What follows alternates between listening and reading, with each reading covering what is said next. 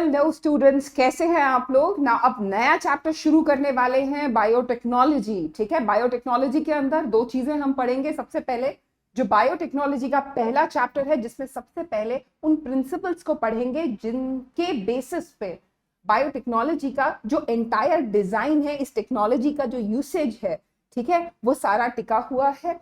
छोटे छोटे brief methods हैं विच आर बीइंग यूज्ड। तो चैप्टर का नाम है biotechnology principles and processes.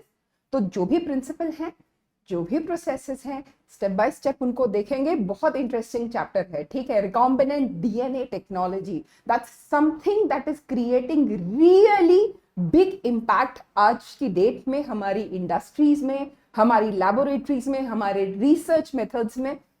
Recombinant DNA technology, that's this invention, although ये कुछ समय पहले हुई है, but right now recombinant DNA technology एक ऐसा एरिया है which is really picking up lot of pace. ठीक है, चैप्टर इंटरेस्टिंग है, स्टेप बाय स्टेप देखेंगे and let's begin the journey. Biotechnology शब्द का अगर मैं प्रयोग करती हूं, ठीक है, बायोटेक्नोलॉजी का सरल शब्दों में मतलब है it is a branch of applied science. किसकी है? ब्रांच है अप्लाइड साइंस की, जो किसको यूटिलाइज करेगी। देखो, बायोटेक्नोलॉजी शब्द में या तो बायो है या टेक्नोलॉजी है, दोनों को मिला के बायोटेक्नोलॉजी है। बायोस या बायो शब्द जो है वो लाइफ को रिप्रेजेंट करता है। ठीक है, और technology, we all are very aware of technology. ठीक है, सो जो टेक्नोलॉजी के बेस्ड एप्लीकेशंस हैं उनको हम लगाएंगे, लेकिन with the usage of living organism. ठीक है, लिविंग ऑर्गेनिज्म, उनके जो भी प्रोडक्ट्स हैं उनका प्रयोग करके साथ। ठीक है, so it is a branch of applied science that uses living organisms and their derivatives. किसके लिए? कुछ प्रोडक्ट्स और प्रोसेसेस को इंट्रोड्यूस करने के लिए। ठीक है, now European federation of biotechnology ने, ठीक है, किसने? European federation of biotechnology, EFB हमने एब्रिवेट कर दिया यूरोपियन फेडरेशन का नाम को। ठीक है, इसने एक बड़ा ही प्रिसाइज डेफिनेशन दिया है बायोटेक्नोलॉजी के लिए। क्या डेफिनेशन दिया है? Biotechnology is integration of natural science. Okay, किसका इंटीग्रेशन है? किसके जोड़ को मिला के बना है?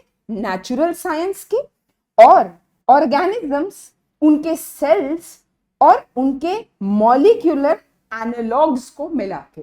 ठीक है, हमने कहा it is an integration of natural science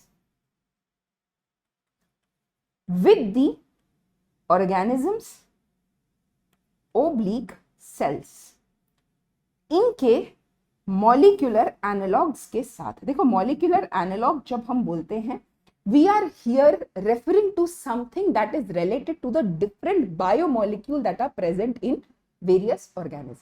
तो हमने उसे इसका अंग्रेजी नामकरण करके उसे मॉलिक्यूलर एनालॉग के नाम से बता दिया। ठीक है, तो बेसिकली क्या है? बायोटेक्नोलॉजी जो है ऐसी ही नेचुरल साइंस ऑर्गेनिजम्स या उनके जो सेल्स हैं along with their बायोमोलिक्यूल्स, इन दोनों के इंटीग्रेशन से जुड़ के बनी है। किस चीज के लिए बनी है? कई प्रोडक्ट्स के फॉर्मेशन और कई सर्विसेज के लिए।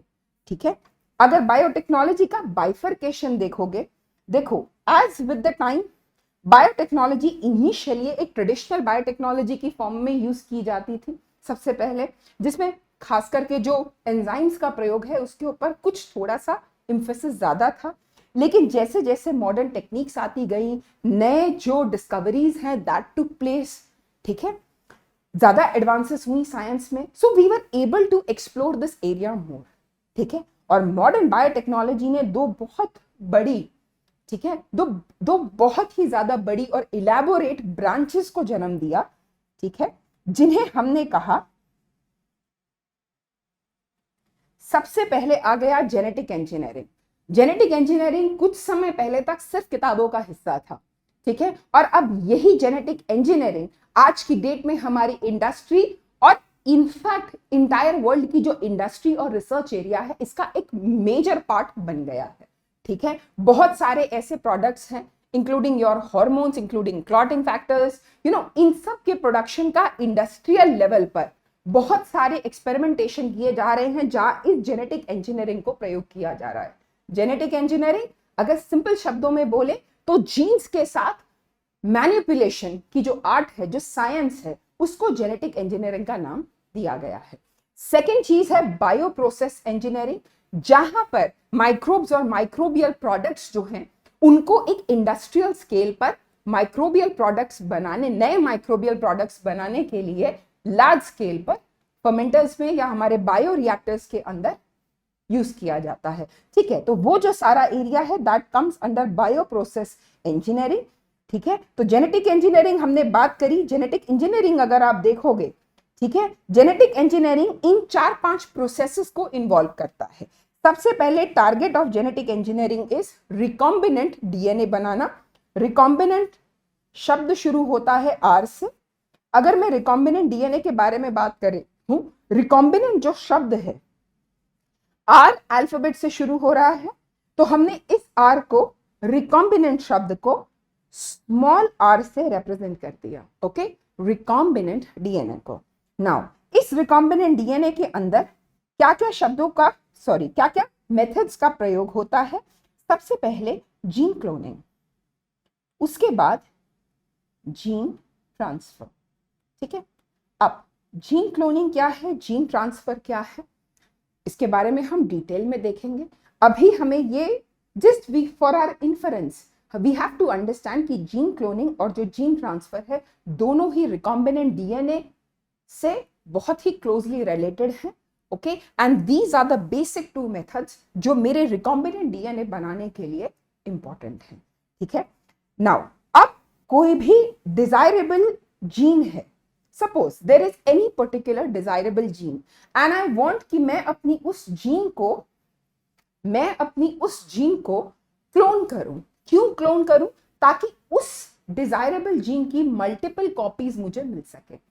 कुछ चीजों को छोटा छोटा करके सबसे पहले समझेंगे। एक कॉन्सेप्ट मॉलिक्यूलर बायो का समझो। हमने सेंट्रल डॉगमा पढ़ा है, डीएनए से आरएनए और आरएनए से प्रोटीन्स। ठीक है, ये हमने पढ़ा है। डीएनए को मल्टीप्लाई करने का जो मल्टीपल डीएनए कॉपीज, सेल के अंदर डीएनए रेप्लिकेशन होता है, जी बिल्कुल होता है। डीएनए से आरएनए बनाने का जो प्रोसेस है उसको हम कहते हैं ट्रांसक्रिप्शन। क्या कहते हैं? ट्रांसक्रिप्शन। और आरएनए से प्रोटीन बनने का जो सफर है वो ट्रांसलेशन। ठीक है, अब क्लोनिंग के बारे में बात करते हैं। देखो क्लोनिंग क्या होता है। क्लोनिंग एक प्रोसेस का नाम है। किस प्रोसेस का नाम है? अगर मैं एकदम से जेनेटिकली आइडेंटिकल कॉपी बनाऊं किसी सेल की या ऑर्गेनिज्म की, ठीक है, हम कहें ये 2 चीजें हैं, ये आपस में क्लोन है, that means both the things are genetically identical copies of cells. ठीक है, यानी अगर मैं कहूं क्लोनिंग एक प्रोसेस है जिसमें क्लोन्स को जनरेट किया जाता है, वो क्लोन्स जो आपस में जेनेटिकली अपने जेनेटिक मेकअप या कॉम्पोजिशन में सिमिलर है। ठीक है, then second comes a term plasmid. Plasmid की खोज और प्लाज्मिड जो है वो अपने आप में रिकॉम्बिनेंट डीएनए टेक्नोलॉजी की जो कहते हैं ना, जो उसकी नींव है, वो उसकी नींव का एक हिस्सा है। ये वो टूल है जिसकी मदद से, ठीक है, इस प्लाज्मिड के अंदर मैं जीन को इंट्रोड्यूस करती हूं। जीन क्या है? Gene is basically a sequence of DNA which is to be cloned। ठीक है, अभी हम बात करेंगे क्लोनिंग के बारे में और डिटेल में। तो जीन क्या है मेरा? जीन एक छोटा सा स्ट्रेच है। किसका स्ट्रेच है? डीएनए का स्ट्रेच है, जिसको कि मैं फ्यूचर में क्लोन करने वाली हूं। क्या बनाने के लिए? मैंने स्टेप 1 में आपको बताया था, जीन क्लोनिंग और जीन ट्रांसफर 2 मेन प्रोसेस है मेरे रिकॉम्बिनेंट डीएनए टेक्नोलॉजी के। ठीक है, तो जीन क्या है? It's a sequence of DNA. अब प्लाज्मिड देखो, बैक्टीरिया के पास न्यूक्लियोइड की प्रेजेंस होती है। हमें पता है न्यूक्लियोइड जो है that is the entire genetic material present inside the cytoplasm of the bacterial cell. लेकिन बैक्टीरिया के अंदर कई बार other than the chromosomal DNA, कुछ extra chromosomal other than the chromosome, there is some genetic material, some DNA that is present. और इसी extra chromosomal genetic material को हमने नाम दिया प्लाज्मिड का। ठीक है, प्लाज्मिड क्या है? प्लाज्मिड के 3 फीचर हैं और ये 3 फीचर इस प्लाज्मिड के यूसेज के लिए सबसे ज्यादा इंपॉर्टेंट है। सबसे पहला, it is autonomously replicating without help of any source. किसी भी सोर्स की मदद के बिना प्लाज्मिड खुद रेप्लिकेट कर सकता है। ठीक है। दूसरा, कैसा है नेचर में प्लाज्मिड? एक्स्ट्रा क्रोमोसोमल है, यानी जो क्रोमोसोम या न्यूक्लियोइड है, ठीक है, जो ओवरऑल न्यूक्लियोइड है, न्यूक्लियोइड के अलावा जो डीएनए है, जो सर्कुलर है, जो बैक्टीरिया के अंदर मौजूद है, वो है प्लाज्मिड। तीसरा, शेप कैसी है इसकी? सर्कुलर। ठीक है। चौथा, nature, it is made up of DNA. ठीक है। देन पांचवा point, it is capable of independent replication. ठीक है। सबसे पहले हमने देखा रेप्लिकेशन के गो थ्रू जा सकता है, एक्स्ट्रा क्रोमोसोमल है, सर्कुलर है, डीएनए है और बिना किसी मदद के इंडिपेंडेंटली अपना रेप्लिकेशन कर सकता है। ठीक है। तो ये 5 ऐसे फीचर हैं जो कि प्लाज्मिड को अपने आप में एक बहुत बड़ा टूल बनाते हैं, जिसमें डिजायर्ड जीन्स को फिट करके, ठीक है, क्लोन करके हम रिकॉम्बिनेंट डीएनए मॉलिक्यूल का प्रोडक्शन करते हैं। ठीक है। अब ओरिजिन ऑफ रेप्लिकेशन देखो, कुछ ऐसी साइट्स होती हैं, क्या होती हैं, मैं इसलिए कह रही हूं ये टर्म बार बार एनसीईआरटी में when you begin with the chapter of NCERT, ORI is one word जो बार बार मल्टीपल टाइम्स जो है वो रिपीट होता है। What does ORI stands for? ORI का मतलब होता है ओरिजिन ऑफ रेप्लिकेशन। किसका ओरिजिन? रेप्लिकेशन का ओरिजिन। किसका रेप्लिकेशन? Replication of DNA. ठीक है। किसका डीएनए? प्लाज्मिड का डीएनए। ठीक है। या फिर किसी क्रोमोसोम का डीएनए। ठीक है। तो ओरिजिन ऑफ रेप्लिकेशन एग्जैक्टली मैं उस लोकेशन को कहूंगी। सपोज ये मेरा प्लाज्मिड है। ठीक है। मैंने अभी बोला my plasmid is a circular form of DNA.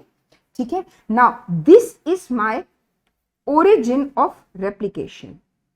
ठीक है। ये जो साइट है ये मेरा ओरिजिन ऑफ रेप्लिकेशन या मेरा ओआरआई साइट कहलाता है and this is my circular plasmid. ठीक है। नाउ अब ओआरआई का सिग्निफिकेंस क्या है? ओआरआई का सिग्निफिकेंस है, ओआरआई वो साइट है जहां से रेप्लिकेशन बिगिन होता है। क्या बिगिन होता है? रेप्लिकेशन बिगिन होता है। जनरली जो स्मॉल डीएनए होते हैं, ठीक है, जैसा कि कुछ बैक्टीरियल प्लाज्मिड और कुछ छोटे वायरसेस के अंदर जनरली एक सिंगल ओआरआई रहता है। लेकिन अगर डीएनए का साइज जो है वो बहुत लार्ज है, then it will have many ORI sites. ORI refers to origin of replication. ठीक है। So this is a point where the replication is going to begin. जब हम क्लोनिंग देखेंगे उसके अंदर when we will individually study plasmid, we will look at कहां पर ORI, जैसे फॉर एग्जाम्पल PBR 332 प्लाज्मिड हमें पढ़ना है डिटेल में, उसके अंदर उसका अपना इंडिविजुअल ORI is present. ठीक है। नाउ अगर रिकॉम्बिनेंट डीएनए बनाना है, ठीक है, ये जो आर्ट है रिकॉम्बिनेंट डीएनए को क्रिएट करने की, फर्स्ट टाइम कहां पर बिगिन हुई, कैसे बनी? Let's see that. Stanley Cohen and Herbert Boyer, okay, Herbert Boyer and Stanley Cohen, they were the 2 pioneer जिन्होंने सबसे पहले 1972 के अंदर सबसे पहला रिकॉम्बिनेंट डीएनए बनाया। रिकॉम्बिनेंट डीएनए ने genetically engineering, simple, whenever you read the word genetic engineering, when we say engineering, we are referring to something that we are creating. किससे क्रिएट कर रहे हैं? By the gene manipulation, genes का manipulation, DNA, DNA generally refers to the genetic material. जब भी gene की बात आती है, the first thing that should strike your head is presence of DNA. So gene manipulation, that is nothing but the art of creating genetically engineered product. ठीक है, सो living organism की जो क्रोमोसोम है, जो डीएनए है, उसकी मदद से we were able to carry out these genetically engineered products that were made। ठीक है, सबसे पहले जो फर्स्ट रिकॉम्बिनेंट डीएनए बना था, जिसमें एंटीबायोटिक रेजिस्टेंस के जो जीन्स हैं उनको इंक्लूड करके, किसके अंदर वो प्रेजेंट थे साल्मोनीला टाइफीम्यूरियम, दिस इज अ बैक्टीरिया। इसके अंदर जो एंटीबायोटिक रेजिस्टेंस के जीन्स थे, ठीक है। So this was the first recombinant DNA जिसमें साल्मोनेला टाइफीम्यूरियम के प्लाज्मिड को इंक्लूड किया गया था। Now there is so much, इतना बात हो गई है जेनेटिक इंजीनियरिंग के बारे में, किन स्टेप्स को फॉलो करके हम जेनेटिकली मॉडिफाई करके एक जेनेटिकली इंजीनियर्ड प्रोडक्ट बना सकते हैं। सबसे पहला स्टेप है identification of DNA with the desirable genes. Desirable का मतलब होता है डिजायरेबल जीन्स, जो प्रोडक्ट मुझे चाहिए। For example, I want to make a recombinant hormone. ठीक है, रिकॉम्बिनेंट डीएनए टेक्नोलॉजी से सपोज मैं एंटीबॉडीज बनाना चाहती हूँ। उन एंटीबॉडीज को, हमें पता है एंटीबॉडीज क्या है, एंटीबॉडीज आर बेसिकली प्रोटीन्स। अब वापस जाते हैं सेंट्रल डॉगमा में, अगर प्रोटीन्स बने होंगे तो वो किससे आए होंगे, आरएनए से आए होंगे। आरएनए किससे आया होगा, डीएनए से आया होगा। So ultimately there are some genes which are responsible, there are some genes that are responsible, जो मेरी एंटीबॉडी के साथ जुड़े हुए हैं, एंटीबॉडी के बनने के लिए, एंटीबॉडी को कोड करने के लिए there are some genes that are important. ठीक है, सो those genes which are important for getting the required product, यानी जो भी मुझे जेनेटिकली इंजीनियर करके whatever product I want, hormone हो, एनी पर्टिकुलर प्रोटीन हो, कोई एंजाइम हो, could be anything। ठीक है, तो जो जीन उस पर्टिकुलर प्रोडक्ट जो मुझे चाहिए, जिसके लिए मैं इतना बड़ा रिकॉम्बिनेंट डीएनए मॉलिक्यूल बना रही हूं, उन जीन्स को हम डिजायरेबल जीन्स कहेंगे, या फिर उनके लिए एक और नाम है, वो है फॉरेन जीन्स। फॉरेन जीन्स इसलिए क्योंकि इन जीन्स को मैं बाहर से इंट्रोड्यूस करूंगी अपने वेक्टर के अंदर। अभी हम देखेंगे वेक्टर की क्या प्रॉपर्टीज होती हैं। ठीक है, या फिर कई बार कई किताबों में शब्द प्रयोग होता है जीन फ्रेगमेंट, एक छोटा सा जीन का टुकड़ा, जीन फ्रेगमेंट। ठीक है, ये हो गया स्टेप 1। सबसे पहले मैंने आइडेंटिफाई किया किसको, डीएनए को, उन जीन्स को जो मुझे रिक्वायर्ड थे, जो डिजायरेबल जीन्स थे रिकॉम्बिनेंट डीएनए बनाने के लिए। Step 2, introduction of the identified DNA into host.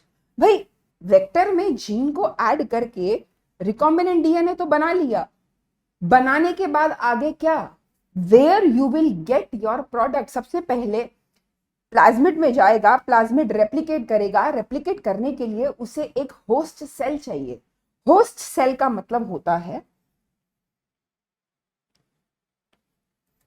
with reference to plasmid, host cell means inside which, okay, cell inside which the recombinant DNA will grow। यानी मेरा recombinant DNA molecule बनाने के बाद मैं उसे जिस नए सेल में प्लेस करूंगी, किस लिए प्लेस करूंगी, उस रिकॉम्बिनेंट डीएनए मॉलिक्यूल के फर्दर रेप्लिकेशन के लिए। ठीक है, उसके ग्रो करने के लिए। ठीक है, now the third part, step 3, maintenance of the introduced DNA. किसका मेंटेनेंस? जो मैंने अब नया डीएनए इंट्रोड्यूस करा है, जो रिकॉम्बिनेंट मॉलिक्यूल इंट्रोड्यूस किया है होस्ट के अंदर, ठीक है, बिल्कुल, जो मैंने नए सेल के अंदर इस रिकॉम्बिनेंट मॉलिक्यूल को इंट्रोड्यूस किया है वो, and transfer of this DNA inside its progeny. यानी अब जब ये रिकॉम्बिनेंट डीएनए मॉलिक्यूल जो है ये मल्टीप्लाई करेगा एंड साइमल्टेनियसली जिस होस्ट में मैंने डाला, भाई होस्ट सपोज फॉर एग्जांपल मैं एक नए बैक्टीरियल सेल के अंदर इस रिकॉम्बिनेंट डीएनए को ऐड करती हूँ। Now when my DNA molecule, recombinant DNA molecule, it has to multiply. जब तक मेरा होस्ट मल्टीप्लाई नहीं करेगा तब तक मेरी मल्टीपल कॉपी ऑफ प्लाज्मिड्स कैसे बनेंगी? दैट मीन्स मेरे होस्ट सेल का डिवाइड करना बहुत जरूरी है सो that I get multiple copies of my plasmid, जिसके अंदर मेरे डिजायर्ड जीन्स जो हैं वो प्रेजेंट हों। ठीक है, नाउ प्रोसेस जो है रिकॉम्बिनेंट डीएनए टेक्नोलॉजी का, इस डायग्राम के अंदर वो सारे स्टेप्स जो हैं मौजूद हैं जो मुझे मेरे रिकॉम्बिनेंट डीएनए बनाने के लिए चाहिए। ठीक है, सो इन 7 स्टेप्स के अंदर we will add up all the points जो मेरे रिकॉम्बिनेंट डीएनए बनाने के लिए जरूरी हैं। ठीक है, स्टेप वाइज देखते हैं। सबसे पहले देखो, अभी हमने बात करी किसकी? अभी हमने बात की प्लाज्मिड की।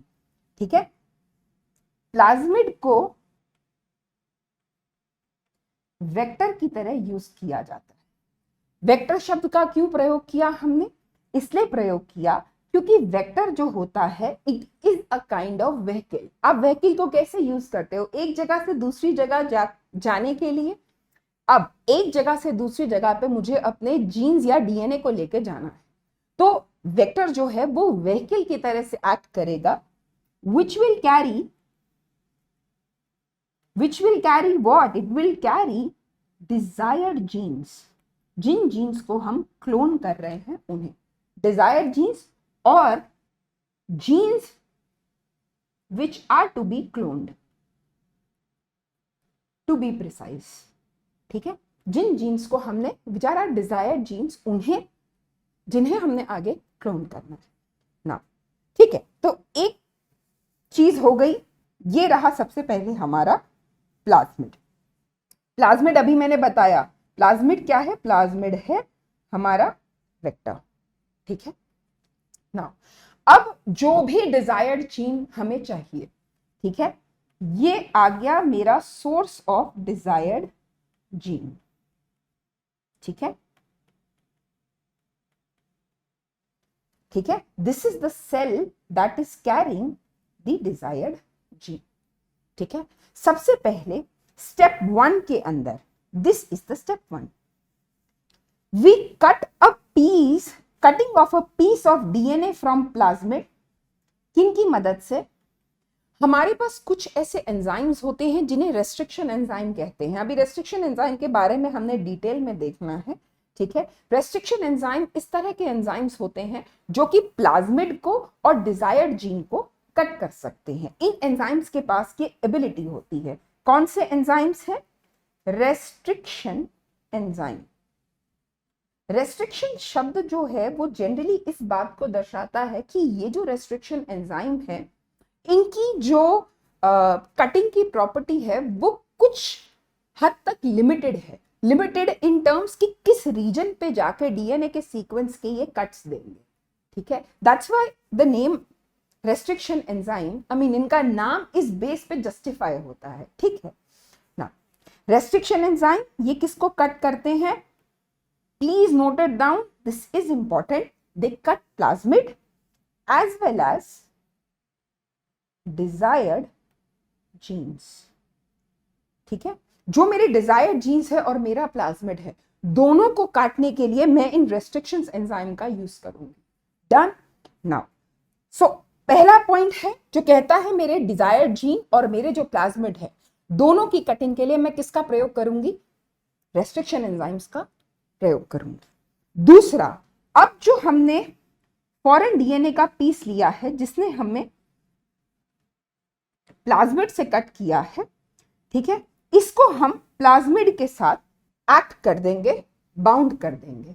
ठीक है, मेरे डिजायर्ड जीन को, मेरे फॉरेन डीएनए को या डिजायर्ड जीन को मैं प्लाज्मिड के साथ टक्कर दूंगी। 2010 में ये क्वेश्चन, जिस simply the combining the desired genes and plasmid, this is asked as one of the MCQs. Okay, तो इनमें से 7 स्टेप के अंदर any good question can form so far as all these steps are concerned, very very important। ठीक है, तीसरा step देखते हैं। तीसरा स्टेप है लिंक करना फॉरेन डीएनए को वेक्टर के साथ।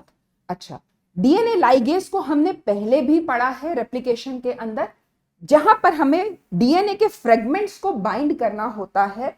एक बहुत ही हेल्पफुल एंजाइम है जो डीएनए को बांधने का काम करता है। ठीक है, डीएनए के फ्रेगमेंट्स को ज्वाइन करता है, उसे कहते हैं DNA ligase.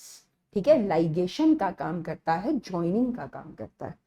Fourth step says जो न्यूली फॉर्म्ड डीएनए है, यानी जो मेरे डिजायर्ड जीन्स और प्लाज्मिड को ज्वाइन करके बनाया गया है। ठीक है, अब एक नया कॉम्बिनेशन आ गया। पहले प्लाज्मिड के पास सिर्फ अपना स्ट्रक्चर था, उसके स्ट्रक्चर को कट करके मैंने उसमें डिजायर्ड जीन्स ऐड कर दिए, दोनों को लाइगेज की मदद से ज्वाइन करा दिया। उसके बाद अब जो है, ठीक है, जो मेरा नया फॉर्म्ड डीएनए मॉलिक्यूल है, जिसमें कुछ एंटीबायोटिक रेजिस्टेंट जीन्स भी आएंगे, इंट्रोड्यूस होंगे, वो है मेरा रिकॉम्बिनेंट डीएनए। अगर रिकॉम्बिनेंट शब्द को देखो, रिकॉम्बिनेंट,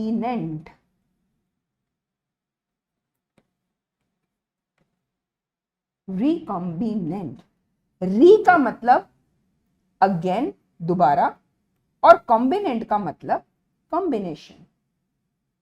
ठीक है, तो वो कॉम्बिनेशन जो एक बार दोबारा नया कॉम्बिनेशन बना है। किसका कॉम्बिनेशन बना है? प्लाज्मिड का और डिजायर्ड जीन्स का। सो दोबारा एक नया कॉम्बिनेशन सेटअप होना, जहां पर मैं अपने डिजायर्ड जीन्स को व्हीकल या वेक्टर, जिसको मैं प्लाज्मिड कह रही हूं, बहुत सारे अलग अलग तरह के वेक्टर्स होते हैं जिनके सोर्स अलग अलग होते हैं। ठीक है, प्लाज्मिड के अंदर मैं डिजायर्ड जीन्स को ऐड करके रिकॉम्बिनेंट डीएनए का, किसका? जिसका मुझे चैप्टर के स्टार्टिंग से हिंट था, फाइनली उस रिकॉम्बिनेंट डीएनए को प्रोड्यूस करती। Now fifth step is vector को, the vector is used to transfer R DNA to E coli.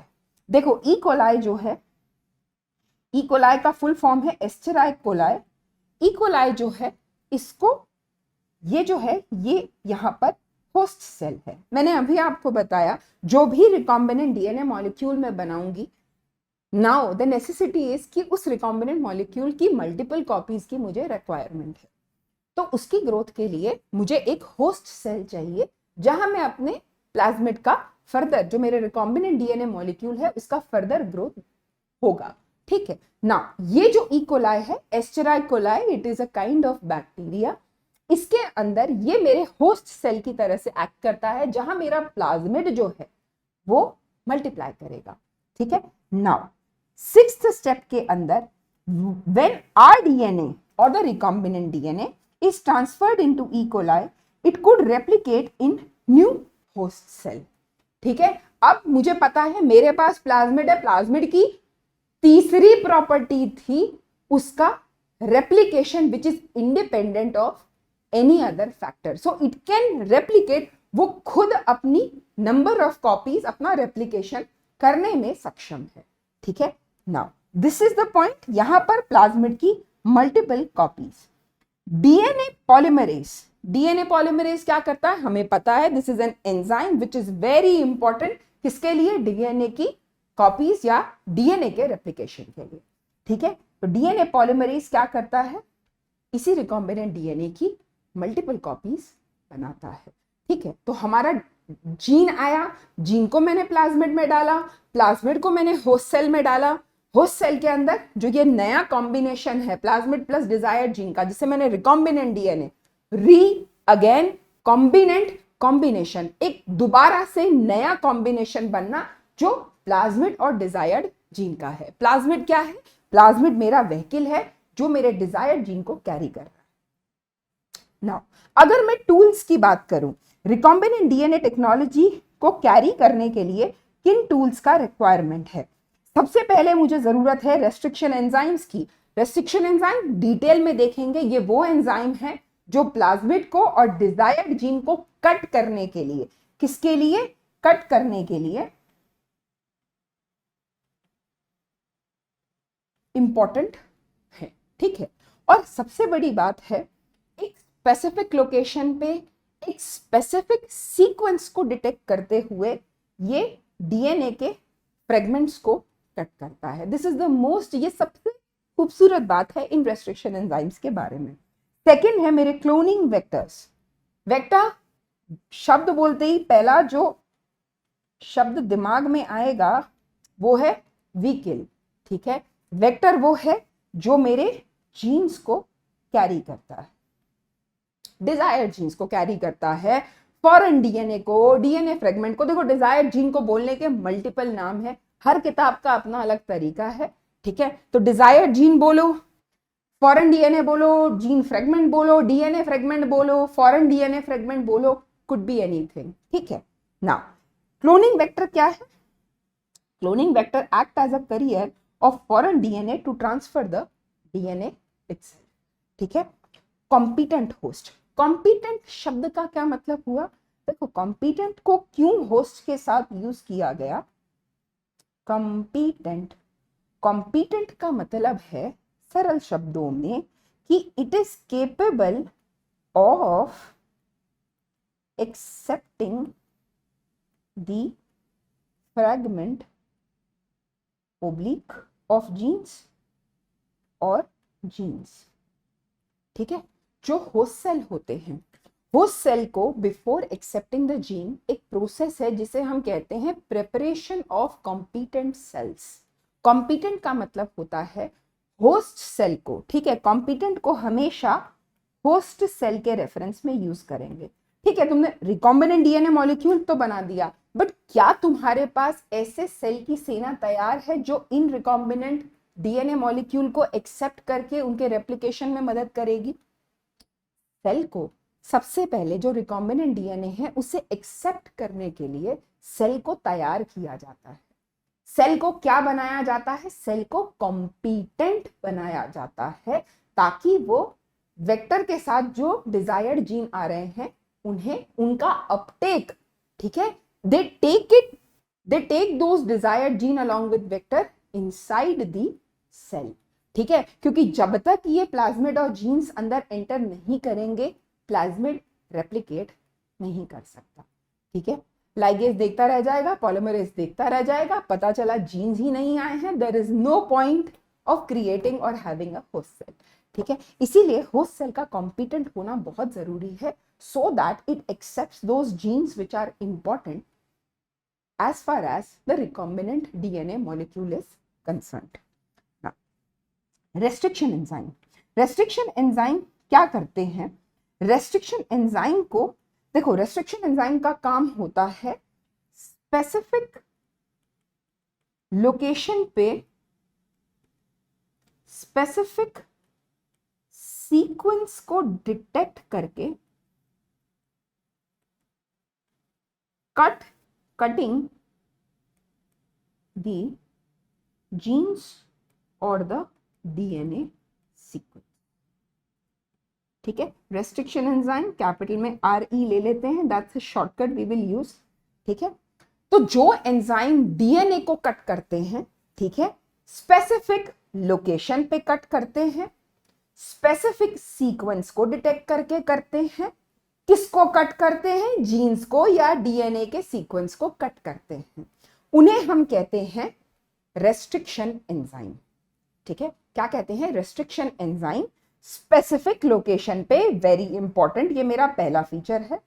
Second, specific sequence को डिटेक्ट करके एक स्पेसिफिक तरीके से स्पेसिफिक लोकेशन पे किसको कट करते हैं? जीन्स को या डीएनए सीक्वेंसेस को कट करते हैं। Okay, so my enzymes which cut the DNA are called as restriction endonuclease.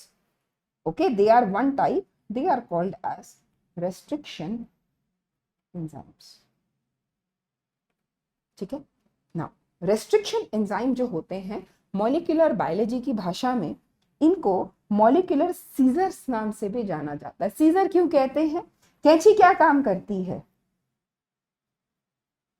कैंची कट करने का काम करती है। अगर यही कटिंग मेरे डीएनए या जीन्स में हो तो यहां पर जो मेरी कैंची है वो कौन है? वो कैंची है रेस्ट्रिक्शन एंजाइम। ठीक है, what do the restriction enzyme do? They cut the DNA. ठीक है, डीएनए या तो मेरे प्लाज्मिड को कट करते हैं, नहीं तो मेरे डिजायर्ड जीन्स को कट करते हैं। ठीक है, नाउ कट कहां पे करते हैं? कट करते हैं स्पेसिफिक सीक्वेंस पे, और कट करने के बाद फ्रैगमेंट्स की फॉर्म में डिवाइड करते हैं। ठीक है, अब अगर देखोगे what different form of enzymes they are, very important, they are a type of nucleases. ठीक है, दो डिफरेंट तरह के होते हैं, restriction exonuclease, restriction endonuclease. Exo का मतलब होता है आउट, एंडो का मतलब होता है इन। यानी अगर मेरा रेस्ट्रिक्शन एंजाइम डीएनए के सीक्वेंस के जस्ट एंड से कट करे तो वो मेरा रेस्ट्रिक्शन एक्सोन्यूक्लियस है, just on the outer end of the sequence cutting का काम करे। ठीक है, अभी हम सीक्वेंसेस देखेंगे। Okay, so restriction exonuclease cuts DNA from the ends और remove nucleotides from the end of the DNA, DNA के दो छोरों से, दो एंड से।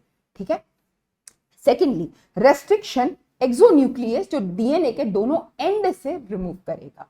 अगर मैं रेस्ट्रिक्शन एंडोन्यूक्लियस की बात करूं तो it will make a cut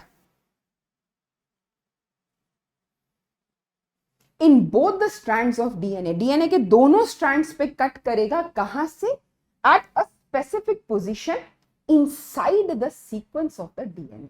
ठीक है, ये आउटर एंड से एंडोन्यूक्लियस कट नहीं करेगा, ये अंदर जाके एक स्पेसिफिक लोकेशन से न्यूक्लियोटाइड को रिमूव करेगा। ओके, एंड जिन देखो एंजाइम को ये पता है मुझे अंदर एंट्री लेके सीक्वेंस के राइट एट दिस पॉइंट एक स्पेसिफिक लोकेशन पे कट करना है। ठीक है, इसका मतलब जब वो अंदर जाके दिस इज, ये समझने की बात है। देखो एंजाइम जो है, एंजाइम को पता है कि अच्छा मुझे 5 न्यूक्लियोटाइड अंदर दूर जाके छठे न्यूक्लियोटाइड से शुरू होने वाली साइट के पास कट करना है। इट मींस उस छठे न्यूक्लियोटाइड के पास जरूरी कोई स्पेसिफिक सीक्वेंस या एरिया होगा जो कि एंजाइम डिटेक्ट करेगा और वहां जाकर कट करेगा। ठीक है, तो ऐसे स्पेसिफिक पॉइंट्स होते हैं डीएनए पे जिन्हें रिकॉग्निशन सीक्वेंस कहा जाता है। क्या कहा जाता है? Recognition sequence. और ये रिकॉग्निशन सीक्वेंस की मदद से जो हमारा रेस्ट्रिक्शन एंजाइम है वो ये पहचानता है कि मुझे फ्रैगमेंट को कट कहां पर करना है। ठीक है, तीसरी इंपॉर्टेंट बात, पैलिंड्रोम। पैलिंड्रोम का मतलब होता है जिसे आप सीधा पढ़ो या उल्टा पढ़ो, दोनों ही तरह से वो सेम अपीयर होता है। कुछ ऐसे सीक्वेंस होते हैं, ठीक है, रिकॉग्निशन सीक्वेंस, कुछ ऐसे सीक्वेंस होते हैं जहां पर जो बेस पेयर्स होते हैं वो पैलिंड्रोम की तरह से प्रेजेंट होते हैं। यानी सीधा पढ़ो तो एक जैसा, उल्टा पढ़ो तो भी वैसा, नाम दोनों ही तरह से सीक्वेंस सेम है। ठीक है, और इस तरह की जो रिकॉग्निशन सीक्वेंस होती है जहां पर पैलिंड्रोम प्रेजेंट होता है, पैलिंड्रोमिक सीक्वेंस प्रेजेंट होता है, ठीक है, ये वो साइट है जहां पर रेस्ट्रिक्शन एंजाइम जो है वो जाके कट करता है। ठीक है, स्पेसिफिक लोकेशन हो गई। देखो एक्सोन्यूक्लियस दोनों एंड से, ठीक है, towards the outside, towards the end of the given sequence, it will cut the nucleotide. Endonuclease move करेगा सीक्वेंस में एक स्पेसिफिक साइट में ट्रैवल करके किसी स्पेसिफिक सीक्वेंस में जिसे रिकॉग्निशन सीक्वेंस कहते हैं, वहां आके जहां पर जनरली जो सीक्वेंस है वो पैलिंड्रोम की फॉर्म में होता है, ठीक है, वहां आके क्लीव करेगा डीएनए मॉलिक्यूल को। ठीक है, द इंटायर प्रोसेस ठीक है। द एंटायर प्रोसेस जो ये शो कर रहा है कि रेस्ट्रिक्शन एंजाइम फॉरेन डीएनए में कट करता है और कैसे डिजायरेबल जीन्स जो हैं वो हमारे प्लाज्मिड में इंट्रोड्यूस होते हैं। ये मेरा फॉरेन डीएनए है, या जिसे कहें दूसरी भाषा में मेरा डिजायर्ड जीन है। ठीक है। नाउ इसको रेस्ट्रिक्शन एंजाइम, ये मेरे रेस्ट्रिक्शन एंजाइम है, ठीक है, ये रेस्ट्रिक्शन एंजाइम है, ठीक है। Now this is my plasmid, this is my foreign DNA. मुझे ये पता है इन दोनों को जोड़ के मुझे रिकॉम्बिनेंट मॉलिक्यूल मिलने वाला है, लेकिन जोड़ने से पहले क्या करना है, कुछ तोड़ना है, कुछ हटाना है, ताकि दोनों आपस में अच्छे से स्टिक हो सके, बाइंड कर सके। ठीक है। तो मैं क्या करूंगी, सबसे पहले मैं अपना फॉरेन डीएनए लूंगी, फिर मैं अपना प्लाज्मिड लूंगी, दोनों को रेस्ट्रिक्शन एंजाइम के साथ ट्रीट करूंगी। ठीक है। आई गेट माय फ्रैगमेंट, और यहां पे मुझे अपना क्लीव्ड या एंजाइम ट्रीटेड प्लाज्मिड मिल जाएगा। फिर मैं दोनों को कंबाइन कर दूंगी and I will get my recombinant DNA. So this is how the recombinant DNA molecule is created. ठीक है। Now अगर मैं रेस्ट्रिक्शन एंजाइम की नेमिंग करना चाहूं, जाहिर सी बात है जैसे हम सबके नाम है भाई, एंजाइम का भी नाम है। एंजाइम का नाम है रेस्ट्रिक्शन एंजाइम, मैंने कहा इको R1। ठीक है। इसका जो सबसे पहला लेटर है वो क्या है, वो है E। यानी ई जो है वो क्या दिखाता है, ई दिखाता है it belongs to the bacteria E coli. ठीक है। किससे निकाला गया है इसे, ई कोलाई बैक्टीरिया से निकाला गया है। ठीक है। तो ई जो है वो उसका जेनस दिखाता है, जेनस दिखाता है this belongs to E of E coli. ठीक है, ऐसे लिख लेते हैं, दिस इज मोर क्लियरर। ठीक है। ई कोलाई बैक्टीरिया का जेनस ई या एस्टेराई कोलाई है, यहां पे हमने उसे एब्रिवेट करके ई लिख दिया है। ओके। नाउ ई को का जो CO है, CO दिखाता है कोलाई का CO। ठीक है। सो कोलाई का जो CO है, this is the second part of the name. अब मैं बोलूं R, जो तीसरा नाम है R। देखो बैक्टीरिया के अंदर क्या होता है, बैक्टीरिया नो डाउट जीन्स और जेनस की, बहुत सारे जेनस एंड स्पीशीज के नाम में है, लेकिन बैक्टीरिया को हम बहुत सारी अलग तरह से वी डिफाइन बैक्टीरिया। तो बैक्टीरिया के अंदर हम स्ट्रेन नाम के शब्द को प्रयोग करते हैं, जो इन जनरल टर्म बहुत सारे एक पर्टिकुलर जेनस के अंदर there are multiple strains that are present. ठीक है। So it is basically telling you different types only. Okay. तो जनरली बैक्टीरिया में उस शब्द को स्ट्रेन से डिनोट किया जाता है। ओके। नाउ R जो है, इको R1 का R जो है वो दिखाता है कि हमने RY13 स्ट्रेन से इसको पिक किया है। ठीक है। ई कोलाई का कौन सा स्ट्रेन, ई कोलाई का RY13 जो स्ट्रेन है, उससे इस प्लाज्मिड को उससे इस रेस्ट्रिक्शन एंजाइम को पिक किया गया। Now the fourth thing, Roman number indicates the order in which the enzyme is isolated from bacteria. ठीक है। किस ऑर्डर में एंजाइम को लिया गया, पहले आया, सेकंड नंबर पे आया, थर्ड नंबर पे आया, तो Roman number will tell you the order in which the enzyme has appeared. ठीक है। तो यहां पर दैट इज 1। ओके। तो नाम हो गया इको R1। ठीक है ना। बेसिकली जो भी रेस्ट्रिक्शन मेरे एंजाइम्स हैं, ठीक है, खास करके जो भी मेरे रेस्ट्रिक्शन एंडोन्यूक्लियस एक्सोन्यूक्लियसेस हैं, देखो इनकी जो डिस्कवरी है दैट हैज़, इन्होंने क्या किया, इन्होंने आके इनकी डिस्कवरी ने जो रिकॉम्बिनेंट डीएनए टेक्नोलॉजी है उसकी पूरी कहानी को बहुत आसान बना दिया। क्यों? क्योंकि ये हमें ऐसे एजेंट्स मिले जो कि ना केवल मेरे डीएनए में बल्कि मेरे प्लाज्मिड में भी इजीली जो कट्स हैं वो क्रिएट कर सकते हैं, ताकि आसानी से मैं अपने प्लाज्मिड और जो मेरे डिज़ायर्ड जीन्स हैं उन्हें आपस में क्लोन कर सकूं। ठीक है, हिंट 3 जो है, हिंट 3 सबसे पहला फर्स्ट रेस्ट्रिक्शन एंडोन्यूक्लियस एंजाइम है, जिसे कहाँ से लिया गया? जिसे हीमोफिलस इन्फ्लुएंजा से बैक्टीरिया जो है इससे लिया गया। ठीक है, करीबन जो स्पेसिफिक सीक्वेंस है 6 बेस पेयर का, वो इसकी रिकॉग्निशन इसका सीक्वेंस है। ठीक है, अब ऐसे ही मैं बात करूं, देखो 2 टर्म्स यूज होंगी, एक होगा स्टिकी एंड, जब हम कटिंग की इस रेस्ट्रिक्शन एंजाइम की बात करते हैं, एक टर्म है ब्लंट एंड। ठीक है, जो स्टिकी एंड होते हैं जब एंजाइम रेस्ट्रिक्शन एंजाइम कट करते हैं, या तो स्टिकी एंड बनेंगे, अभी हम समझेंगे इसे डायग्राम की मदद से, या फिर ब्लंट एंड बनेंगे। ठीक है, देखो होता क्या है, सबसे पहले स्टिकी एंड के बारे में जाने से पहले इको R1 जो एक रेस्ट्रिक्शन एंजाइम है, इसके रिकॉग्निशन सीक्वेंस को देखते हैं। ठीक है, ये क्या करता है, इसका रिकॉग्निशन सीक्वेंस है, अगर मैं 5 प्राइम टू 3 प्राइम एंड देखूं, GAATTC। ठीक है, जहां पर मेरा ये सीक्वेंस प्रेजेंट है, मेरा एंजाइम जाके उस सीक्वेंस को वहां पहचानेगा और वहां पर कट देगा। ठीक है, और एक चीज याद रखना, जो रेस्ट्रिक्शन एंडोन्यूक्लियस होते हैं वो हमेशा कट करते हैं double strand helix of DNA को। ठीक है, पहले तो अपना सीक्वेंस पहचानेंगे, उसके बाद ये कट देंगे या जो निक क्रिएट करेंगे वो क्रिएट करेंगे मेरे डबल स्ट्रैंडेड डीएनए हेलिक्स के ऊपर। ठीक है, तो जहां पर 5 प्राइम टू 3 प्राइम स्ट्रैंड में कौन सा सीक्वेंस प्रेजेंट है?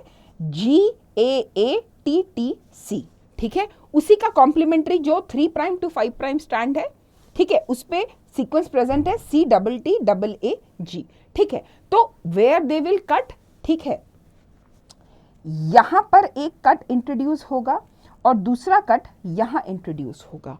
ठीक है, अभी हम डिटेल में समझेंगे कि किस तरह से जो स्टिकी एंड्स हैं वो प्रोड्यूस होते हैं।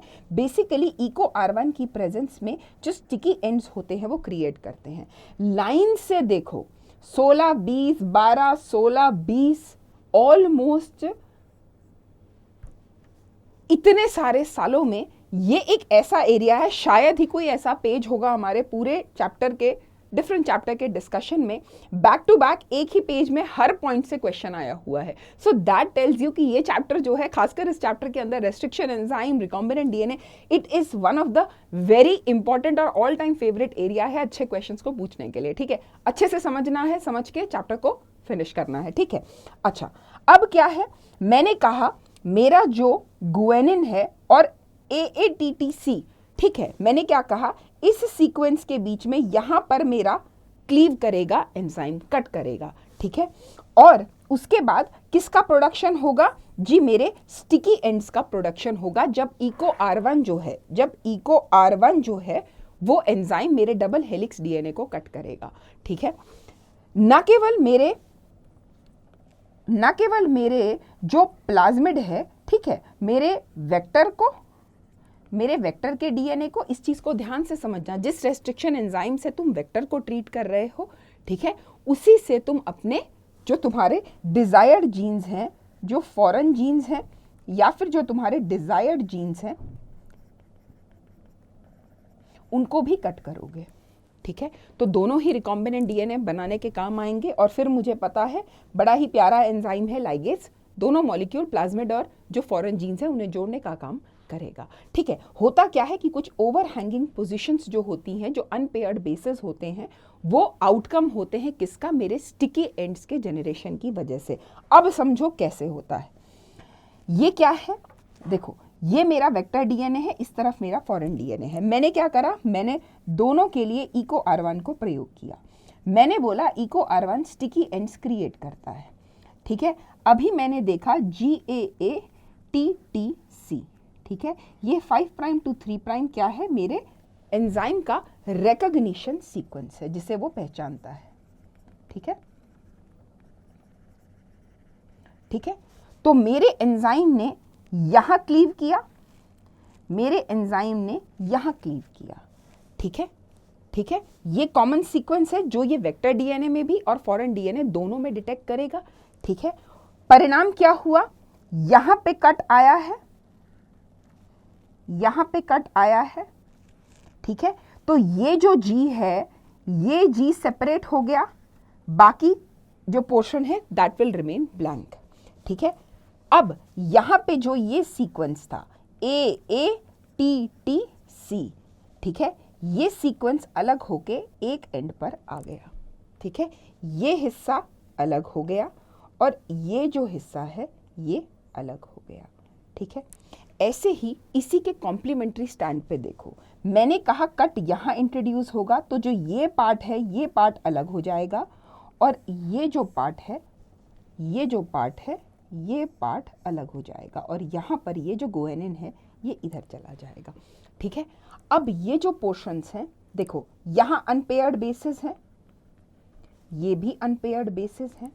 ठीक है, तो ये जो अनपेयर्ड बेसिस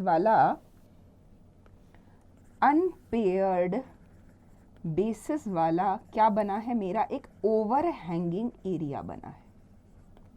ठीक है, और ये जो मेरा ओवरहैंगिंग रीजन है, यहाँ क्या करेगा ये ओवरहैंगिंग रीजन, यहाँ पर आके जो मेरे फॉरेन जीन है वो ऐड होंगे। ठीक है, जो सेम एंजाइम से ट्रीटेड है। ठीक है, अब ये जो एंड्स हैं, ठीक है, इन एंड्स को हम स्टिकी एंड बोलते हैं, क्योंकि ये मेरे फॉरेन जीन, जो मेरा फॉरेन जीन यहाँ पे इंट्रोड्यूस होगा ये उसके साथ कंबाइन करेंगे, तो ये मेरे स्टिकी एंड्स हैं। ठीक है, तो इको R1 ने क्या डेवलप किया, इको R1 ने स्टिकी एंड्स डेवलप करे और इन स्टिकी एंड्स की बदौलत मेरा जो वेक्टर डीएनए है, ठीक है, और जो मेरा फॉरेन डीएनए है, ये आपस में इस रीजन में कंबाइन करेंगे जहां दोनों को सेम एंजाइम से ट्रीटमेंट मिला हुआ है। ठीक है, so this is how my recombinant DNA is created. ठीक है, तो स्टिकी एंड्स इसलिए कहते हैं क्योंकि दोनों के पास प्रेजेंट होती है कुछ ओवरहैंगिंग अनपेयर्ड बेसिस की, जो वापस हाइड्रोजन बॉन्डिंग कर लेते हैं कॉम्प्लीमेंट्री बेसिस के साथ, जैसे ही मेरा रिकॉम्बिनेंट डीएनए मॉलिक्यूल बनेगा। अब मैंने कहा एक एंजाइम है इको R5, ठीक है, इसका रिकॉग्निशन सीक्वेंस है 5 प्राइम GATATC3'। ये तो एक स्ट्रैंड का है, दूसरे स्ट्रैंड का जो है वो है कॉम्प्लीमेंट्री बना दो, G का C, A का T, T का A, A का T, T का A और C का G। तो ये हो गया मेरा 3 प्राइम टू 5 प्राइम एंड। अब मैंने कहा ब्लंट एंड बनेंगे, भाई स्टिकी एंड तो बनना नहीं है, ब्लंट एंड है। ठीक है, कोई overhanging, there will be no overhanging portions, no unpaired bases. ठीक है, होगा क्या, exactly right in the middle. ठीक है, क्या होगा, कट पड़ेगा। ठीक है, दोनों ही वेक्टर और मेरे प्लाज्मिड और मेरे रिकॉम्बिनेंट डीएनए के अंदर। ठीक है, तो एक ये पार्ट हो जाएगा, एक ये पार्ट हो जाएगा, एक ये पार्ट हो जाएगा, एक ये पार्ट हो जाएगा। ठीक है, तो कोई भी ओवरहैंगिंग जो पार्ट हैं या पोर्शंस हैं वो नहीं बनेंगे, स्टिकी एंड्स नहीं बनेंगे, जो डेवलप होंगे वो कहलाएंगे मेरे ब्लंट एंड। ठीक है, ठीक है, तो T और A बेसिकली ये कहाँ पे, ये T और A के बीच में जो कट है उसे इंट्रोड्यूस करता है। ठीक है, so this is how my blunt and and sticky and works. देखो पैलिंड्रोम क्या होता है, पैलिंड्रोमिंग सीक्वेंसेस जो होते हैं, अगर उन्हें तुम right to left, left to right पढ़ो या राइट टू लेफ्ट पढ़ो, ठीक है, दोनों ही तरह से सेम। जैसे फॉर एग्जाम्पल मलयालम, ठीक है, वेरी ब्यूटिफुल लैंग्वेज, अगर तुम लेफ्ट टू राइट रीड करो इस वर्ड को या राइट टू लेफ्ट रीड करो, दोनों ही तरह से it sounds, it's you know the spelling is the same. ऐसे ही पैलिंड्रोमिक सीक्वेंसेस की प्रेजेंट होती है।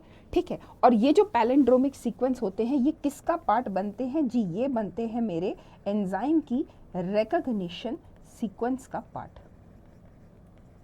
ठीक है, ठीक है, ये एक फीचर है जो रेस्ट्रिक्शन एंजाइम्स की रेस्ट्रिक्शन एंजाइम की जो रिकॉग्निशन सीक्वेंस है वहां पर पैलिंड्रोमिक जो सीक्वेंस है उनकी प्रेजेंस होती है। It is one feature associated with them. ठीक है, एंजाइम ने कट कर लिया, मैंने मेरा रिकॉम्बिनेंट डीएनए मॉलिक्यूल बना लिया। अब क्या करना है, ठीक है, अब हम क्या करेंगे, जो मेरा डीएनए फ्रेगमेंट है जिसे मैंने रेस्ट्रिक्शन एंडोन्यूक्लियस से, ठीक है, कट किया है, मैं क्या करूंगी, उसको सेपरेट करूंगी और जेल इलेक्ट्रोफोरेसिस टेक्निक की मदद से उसको ऑब्टेन करूंगी। देखो जेल इलेक्ट्रोफोरेसिस क्या होता है, राइट इन द सेंटर आप देख रहे हो, ये एक सेटअप है, ठीक है, ये प्लेट्स होती हैं, सैंपल्स को इनमें ऐड किया जाता है वेल्स में, जेल प्रेजेंट होता है राइट इन द सेंटर, जिसमें हम जो हमारा डीएनए है उसे ऐड कर देते हैं। डीएनए क्या है, डीएनए मुझे पता है जी, डीएनए जो है मेरा नेगेटिवली चार्ज्ड पार्टिकल है, ये बात आप जानते हो, ठीक है, डीएनए नेगेटिवली चार्ज्ड है, यहाँ पर इलेक्ट्रिक फील्ड अप्लाई करी जाती है, ठीक है, जो डीएनए के फ्रेगमेंट्स होते हैं, शॉर्ट फ्रेगमेंट्स हैं, लॉन्ग फ्रेगमेंट्स हैं, ठीक है, based on their size they are being separated, ठीक है। तो ये जो सैंपल्स हैं इन्हें जेल पे रन किया जाता है और फिर इस जेल को यूवी लाइट की मदद से, ठीक है, हम इस जेल को ऑब्जर्व करते हैं एंड जेल का पिक्चर लेते हैं। So this is one way that when we have treated our DNA fragment with the enzyme, we carry out, we isolate the DNA fragment, DNA fragment को हम isolate करते हैं किसकी मदद से, जेल इलेक्ट्रोफोरेसिस की मदद से,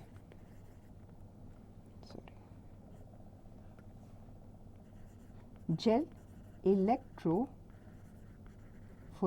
की मदद से, ठीक है। नाउ नेक्स्ट हमें क्या देखना है, जेल इलेक्ट्रोफोरेसिस हमने कैरी आउट करा लिया, ठीक है, किस तरह से हम फ्रेगमेंट्स को ऑब्टेन करेंगे, पहले तो वो सेपरेट कैसे होंगे, फिर हम फाइनली उन्हें ऑब्टेन कैसे करेंगे। हमने देखा जेल इलेक्ट्रोफोरेसिस वो तरीका है जिसमें हमारे डिफरेंट साइज के जो डीएनए के फ्रेगमेंट हैं, ठीक है, जो जेल हम इंप्लॉय कर रहे हैं जिसपे मेरे फ्रेगमेंट रन करेंगे, ठीक है, तो मेरा जेल क्या है, मेरे जेल के अंदर पोर्स होते हैं, ठीक है। अब ये जो पोर्स होते हैं, डीएनए के फ्रेगमेंट जो होते हैं, इन्हीं पोर्स के अंदर basically they get inside the gel and they run on the gel and the gel is able to hold those fragments, ठीक है।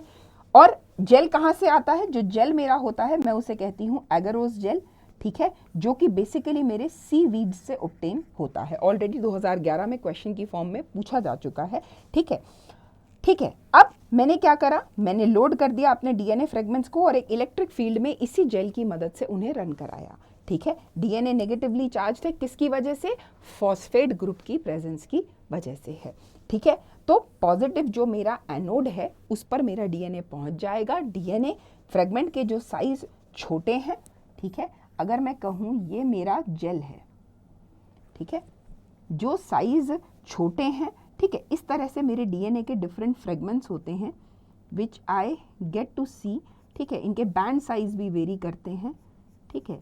तो ये क्या है, ये मेरे डीएनए के बैंड्स हैं, जब मैं अपनी, ये मेरा जेल है, ठीक है, I get to obtain this, ठीक है।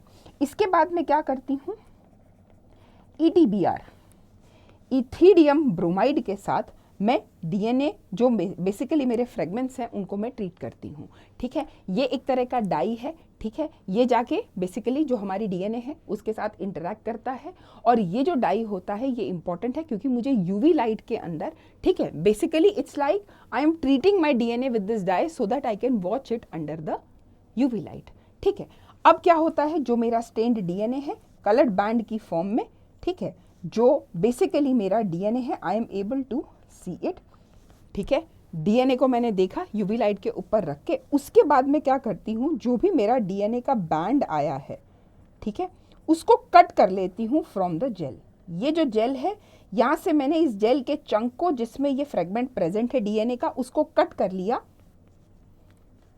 और उसके बाद इसको मैं किस प्रोसेस की मदद से इल्यूट, हम कहते हैं कि हमने डीएनए का इल्यूशन कर लिया। इल्यूशन का मतलब होता है जेल से उसको निकाल के प्यूरिफाई करके उस डीएनए को ऑब्टेन कर लिया, ठीक है। अब मैं क्या करूंगी, इसके बाद मैं इस जो इल्यूशन प्रोसेस के बाद जो मेरे पास प्रोडक्ट आया है उसे मैं अपने रिकॉम्बिनेंट डीएनए मॉलिक्यूल बनाने के लिए यूज करूंगी, डीएनए फ्रेगमेंट को यूज करूंगी अपना रिकॉम्बिनेंट डीएनए मॉलिक्यूल बनाने के लिए। अब रिकॉम्बिनेंट डीएनए मॉलिक्यूल बनाना है भाई, कहाँ से लाऊं मैं अपना व्हीकल, हमने पहले भी डिस्कस किया। वेक्टर क्या है, वेक्टर वो व्हीकल है जिसमें फॉरेन जीन को हम ऐड करके रिकॉम्बिनेंट डीएनए मॉलिक्यूल बनाते हैं। देखो वेक्टर बहुत सारे तरह के वेक्टर्स हैं, ठीक है, अलग अलग ओरिजिन के वेक्टर हैं, ठीक है, एक एक करके देखते हैं। वेक्टर क्या है? कैरियर है जो मेरे डीएनए फ्रेगमेंट को कैरी करते हैं, ठीक है।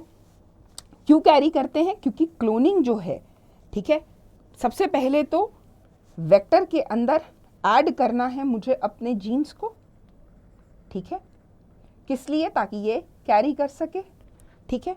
साथ ही साथ इसके बाद होस्ट सेल के पास, ठीक है, ये जो रिकॉम्बिनेंट डीएनए मॉलिक्यूल मेरा बना है, finally it has to go and enter inside the host cell. भाई होस्ट सेल ही तो है जहां जाके वो मल्टीप्लाई होगा। मुझे पता है सबसे पॉपुलर वेक्टर जो है वो है मेरे प्लाज्मिड्स, और उनके बाद बैक्टीरियोफाजिस भी काफ़ी पॉपुलर है, लेकिन प्लाज्मिड्स जो हैं वो सबसे ज़्यादा पॉपुलर क्लोनिंग वेक्टर्स हैं। कौन सी प्रॉपर्टी है प्लाज्मिड की? प्लाज्मिड अपने आप होस्ट सेल के अंदर इंडिपेंडेंटली रेप्लिकेट कर सकता है। ये सबसे ब्यूटीफुल प्रॉपर्टी है प्लाज्मिड की, ठीक है। और ये जो फीचर होता है, इसकी मदद से वो जो होस्ट सेल है, न केवल उसके अंदर प्लाज्मिड अपना रेप्लिकेशन कैरी आउट करता है, भाई वेक्टर के साथ जीन है, अगर वेक्टर रेप्लिकेट करेगा तो जीन भी रेप्लिकेट करेगी, राइट। तो होस्ट सेल में अगर बहुत सारा वेक्टर जो है, बहुत सारी कॉपीज अपनी बहुत सारा बना लेता है, तो उसी के साथ साथ जीन्स की भी कॉपी जो ऑलरेडी वेक्टर के अंदर वेक्टर से बाउंड है, उनकी भी मल्टीपल कॉपी बन जाती है। तो एक टर्म शब्द यूज होता है कॉपी नंबर। कॉपी नंबर का मतलब होता है उतनी average number of the copies, किसकी? बेसिकली जो होस्ट सेल है वो कितने नंबर ऑफ कॉपीज बना सकता है पर्टिकुलर प्लाज्मिड की, ठीक है, जो करीबन 1 से 2 भी हो सकती हैं, 15 से 20 भी हो सकती हैं, ठीक है। तो कितने नंबर ऑफ कॉपी जो है वो होस्ट सेल बना सकता है प्लाज्मिड की, उसे कॉपी नंबर कहा जाता है। अब आ जाओ कुछ इंपॉर्टेंट फीचर्स पे जो तुम्हारे वेक्टर के साथ जुड़े हैं।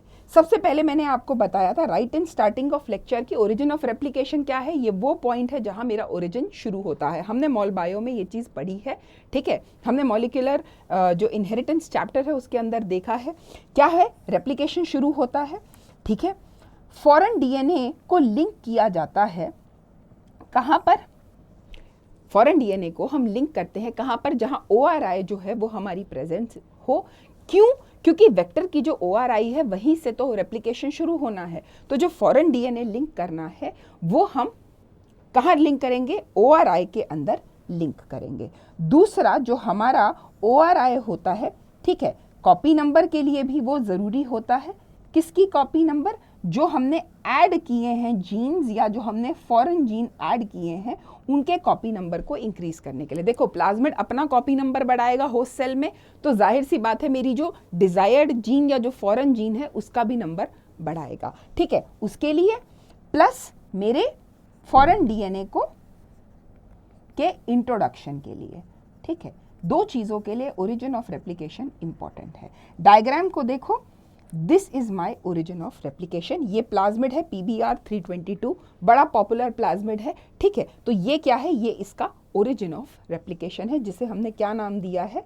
ORI का नाम दिया है, ठीक है। सेकंड आते हैं सेलेक्टेबल मार्कर पर। हमें सेलेक्टेबल मार्कर की किसी प्लाज्मिड में क्यों, किसी वेक्टर में क्यों ज़रूरत पड़ती है?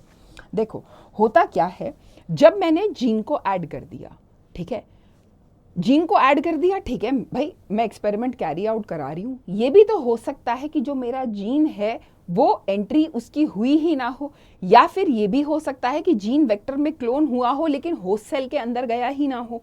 तो जो मेरे ट्रांसफॉर्म्ड हैं, ट्रांसफॉर्म्ड का मतलब होता है व्हेन वी इंट्रोड्यूस ट्रांसफॉर्मेशन।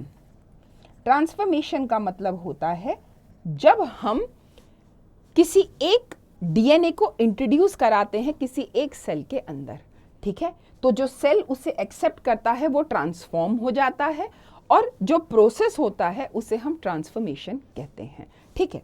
तो सेलेक्टेबल मार्कर वो जीन है जो हमें ये बताएगा कि कौन से सेल्स में ट्रांसफॉर्मेशन हुआ है, ट्रांसफॉर्मेंट सेल्स कौन से हैं, ठीक है, और नॉन ट्रांसफॉर्मेंट जिनमें ट्रांसफॉर्मेशन नहीं हुआ है, ठीक है। जिन्होंने रिसीव किया है बाहर से डीएनए को, वो सेल ट्रांसफॉर्मेशन के थ्रू गो थ्रू हुए हैं। जो सेल ट्रांसफॉर्मेशन के गो थ्रू हुआ है उसे ट्रांसफॉर्मेंट या ट्रांसफॉर्म्ड सेल बोल देते हैं। जिनमें ट्रांसफॉर्मेशन नहीं हुआ है वो नॉन ट्रांसफॉर्मेंट है, ठीक है। देखो होता क्या है, कुछ एंटीबायोटिक के रेजिस्टेंस जीन्स अवेलेबल हैं। एंटीबायोटिक, अगर मैं बोलूँ एंटीबायोटिक सेंसिटिव, यानी अगर एंटीबायोटिक प्रेजेंस है तो वो पर्टिकुलर जो सेल्स हैं वो ग्रो नहीं कर पाएंगे। ठीक है, अगर एंटीबायोटिक, ऐसे समझो, अगर एंटीबायोटिक प्रेजेंट है तो सेल्स जो सेंसिटिव हैं, ठीक है, सेंसिटिविटी किसकी? Of cells. सेल के सेंसिटिव होने का मतलब अगर थोड़ी सी भी एंटीबायोटिक प्रेजेंट है तो वहां पर no cell will be present, अगर सेल्स सेंसिटिव हैं। ठीक है, इसे ध्यान से समझना। ठीक है, अगर माना मैं कहूं एंटीबायोटिक के लिए मेरे सेल्स जो हैं वो रेजिस्टेंट हैं, ठीक है,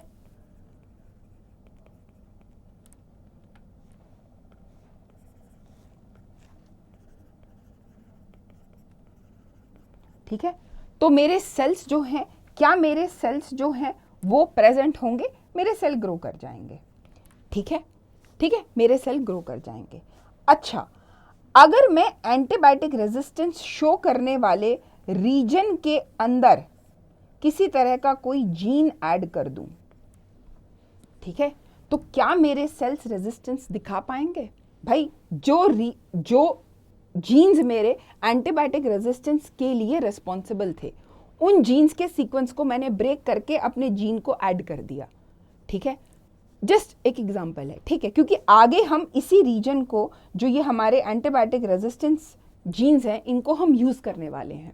ठीक है, अब एंटीबायोटिक रेजिस्टेंस के लिए जो रीजन है, जो जीन्स हैं, उन सीक्वेंस के बीच में मैंने जीन को ऐड कर दिया। ठीक है, तो क्या होगा? ये जीन्स क्या मदद कर रहे थे? एंटीबायोटिक रेजिस्टेंस शो करने में सेल की मदद कर रहे थे। ठीक है, सेल ग्रो कर पा रहा था अगर एंटीबायोटिक प्रेजेंट भी है तब भी। ठीक है, जब इस पर्टिकुलर जीन सीक्वेंस में जो रेजिस्टेंस के साथ एसोसिएटेड था, ठीक है, मैंने ऐड कर दी अपनी फॉरेन जीन। ठीक है, तो अब क्या होगा? रेजिस्टेंस का पैटर्न ब्रेक हो जाएगा। ठीक है, अगर अब एंटीबायोटिक रेजिस्टेंस सेल चाहे भी तो वो शो नहीं कर सकते। ठीक है, तो अगर ऐसे केस में एंटीबायोटिक प्रेजेंट रहेगी तो ये सेल्स जो है ये रेजिस्टेंस नहीं दिखा पाएंगे, ये ग्रो नहीं कर पाएंगे। इसी को आगे हम और डिटेल में देखेंगे, लेकिन इसका जो कॉन्सेप्ट है वो ये है। ठीक है, अब होता क्या है, जैसे एंटीबायोटिक है टेट्रासाइक्लिन, ठीक है, या एंटीबायोटिक है एम्पीसिलिन, या फिर एंटीबायोटिक है कैनामाइसिन। ठीक है, कैनामाइसिन, क्लोराम्फेनिकोल।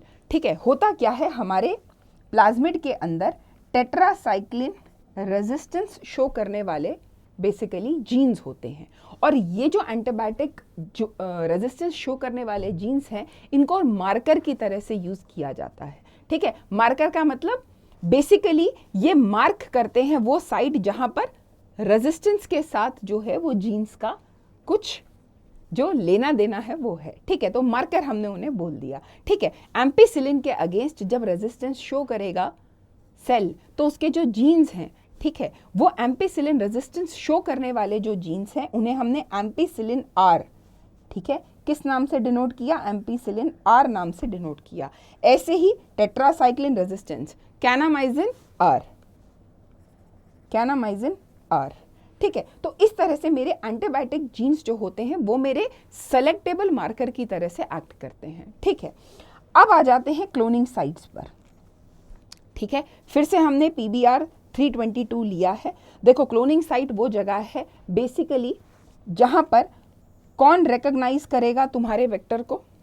Restriction enzyme. ठीक है, सारी कहानी क्लोनिंग साइट रेस्ट्रिक्शन एंजाइम में। अभी हमने देखा रेस्ट्रिक्शन एंजाइम क्या रिकॉग्नाइज करते हैं? रिकॉग्निशन सीक्वेंस रिकॉग्नाइज करते हैं, जो जनरली पैलिंड्रोमिक फॉर्म में होता है।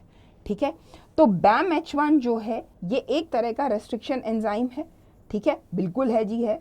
BAMH1 हो गया, देन तुम्हारा EcoR1 हो गया, ठीक है, देन PST1 हो गया, SAL1 हो गया, ठीक है, PVU2 हो गया। ये सारे के सारे क्या हैं? ये तुम्हारे रेस्ट्रिक्शन एंजाइम हैं।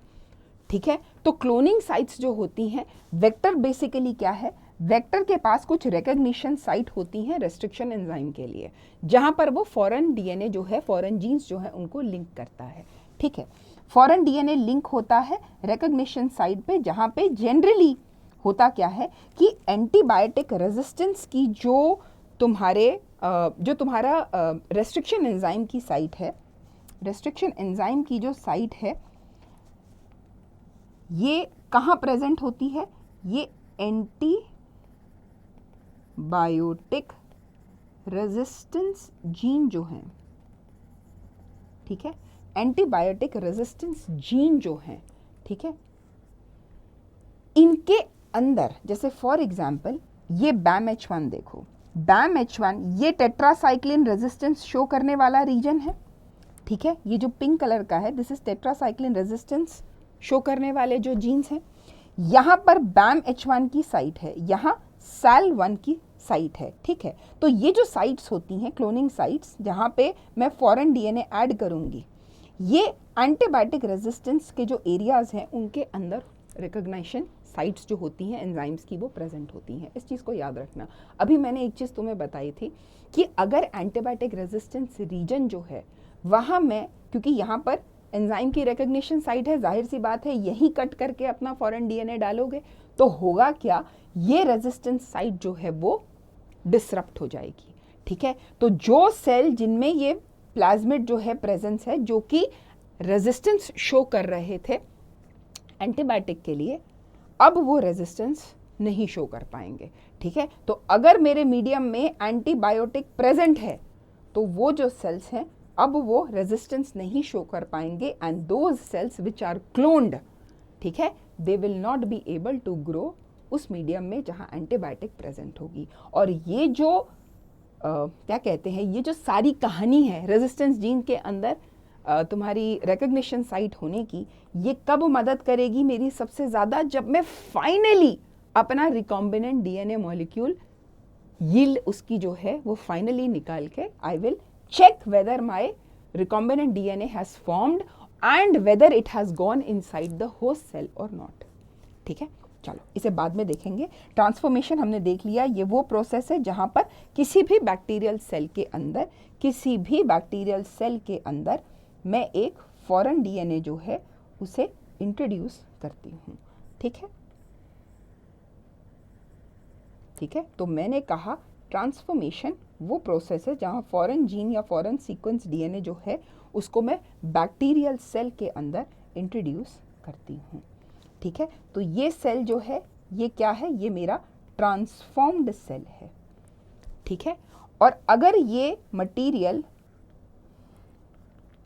अगर ये जीन जो है ये नहीं एंटर कर पाती है बैक्टीरिया में, तो मैं इसे नॉन ट्रांसफॉर्म्ड बोलूँगी। क्या कहूँगी, नॉन ट्रांसफॉर्म्ड या नॉन ट्रांसफॉर्मेंट बोलूँगी, ठीक है। क्या कहूँगी, नॉन ट्रांसफॉर्म्ड कहूँगी,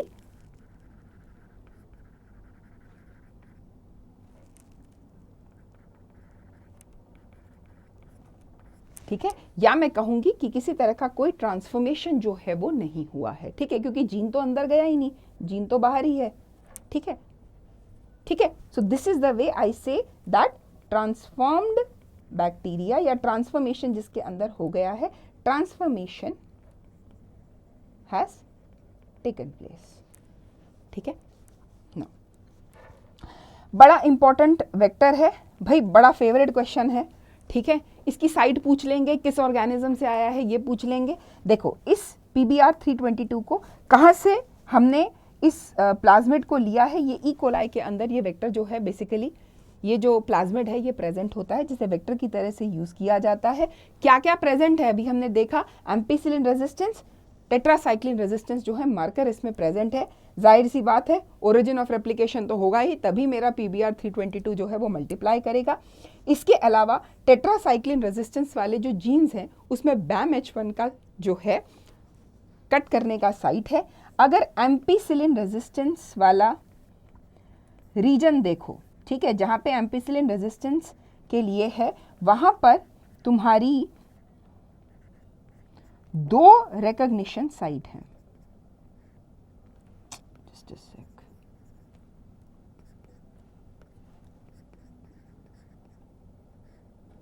ठीक है, यहाँ पर तुम्हारी 2 रिकॉग्निशन साइट हैं जो इस एंटीबायोटिक रेजिस्टेंस रीजन के अंदर प्रेजेंट है। इसके अलावा बहुत सी और भी क्लोनिंग साइट हैं, ठीक है, HINT3 है, EcoR1 है, ठीक है, इनकी भी एंजाइम्स की भी जो हैं वो साइट्स अवेलेबल हैं।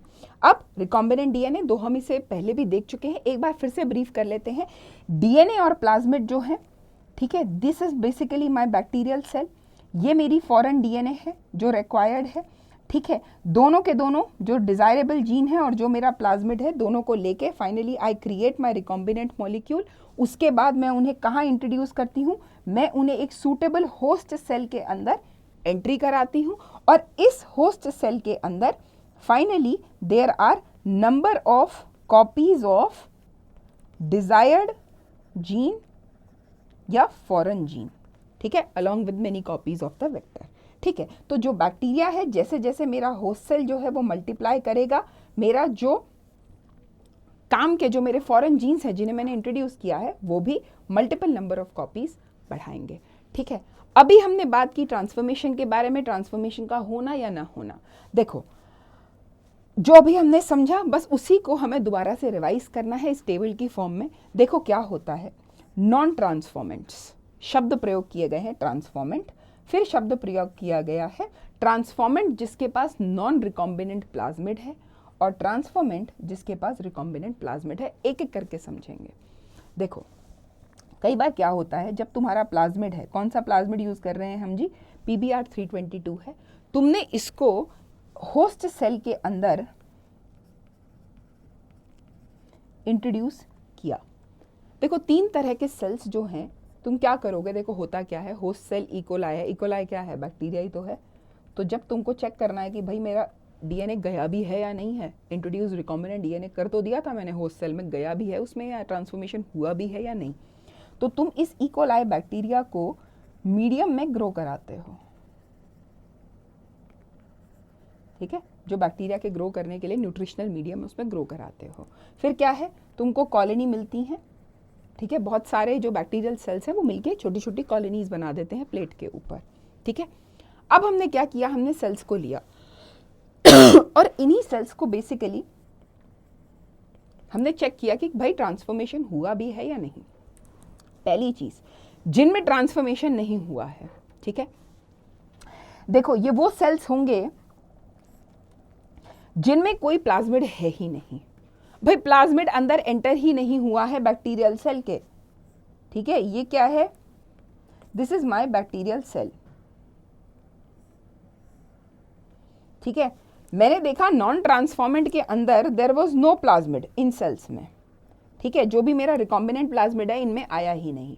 भाई प्लाज्मिड आया ही नहीं है, ठीक है, there is no plasmid means there will be no resistance to antibiotic, ठीक है। एंटीबायोटिक के लिए कोई भी रेजिस्टेंस ये शो नहीं। जब प्लाज्मिड के अंदर रेजिस्टेंस के लिए जीन है, जब प्लाज्मिड ही नहीं तो काहे की रेजिस्टेंस एंटीबायोटिक से, नो रेजिस्टेंस टू एंटीबायोटिक। दूसरे देखो, ट्रांसफॉर्म हुआ है, ठीक है, इसके केस में प्लाज्मिड तो आया है लेकिन रिकॉम्बिनेंट डीएनए नहीं आया है, ठीक है। प्लाज्मिड आ गया लेकिन जो रिकॉम्बिनेंट डीएनए, जो मैंने प्लाज्मिड में फॉरेन जीन भी डाले थे, रिकॉम्बिनेंट डीएनए मेरा नहीं आया है। नाउ इसके केस में हमें कैसे पता चलेगा कि मेरा नॉन रिकॉम्बिनेंट प्लाज्मिड जो है वो प्रेजेंट है। देखो, no recombinant DNA means antibiotic genes जो हैं वो एज इट इज हैं। हमने अभी क्या बोला कि जो हमारा फॉरेन जीन है, ठीक है, कहाँ पर मेरी क्लोनिंग साइट्स जो थी, जो मेरी एंजाइम की रेस्ट्रिक्शन एंजाइम की जो कटिंग साइट्स थी वो कहाँ थी, वो थी मेरी एंटीबायोटिक की जो रेजिस्टेंस थी, रेजिस्टेंस देने वाले जीन्स की जो साइट थी, उन साइट्स के उन एरिया के अंदर मेरी रेस्ट्रिक्शन एंजाइम की साइट थी। अब मैंने कहा मैंने अपना फॉरेन जीन कहाँ इंट्रोड्यूस करा, मैंने अपना foreign gene in restriction enzyme से, ठीक है, जो डीएनए है या जीन है, मैंने इन एंजाइम से कट करके उन्हें बेसिकली जहाँ पे मेरी रेजिस्टेंस जीन वाला एरिया था मैंने वहाँ उन्हें प्लेस करा, ठीक है। जब मैं इन कॉलोनीज को, जिन सेल के अंदर मैंने अपना फॉरेन डीएनए ऐड किया है वेक्टर के साथ, इन्हें मैं ग्रो करती हूँ, ठीक है, तो मैं क्या देखती हूँ, जो मेरे रेजिस्टेंस के पैटर्न हैं वो मुझे दिख रहे हैं। भाई मेरा सेल एंटीबायोटिक की प्रेजेंस में भी ग्रो कर रहा है, इसका मतलब जो एंटीबायोटिक रेजिस्टेंस देने वाली साइट है वहाँ पर कोई फॉरेन जीन ऐड ही नहीं हुआ है, ठीक है, तो मैंने कहा अब जो मेरे ट्रांसफॉर्मेंट्स बने हैं वो मेरे नॉन रिकॉम्बिनेंट डीएनए के साथ बने हैं। भाई मेरी antibiotic resistance, no antibiotic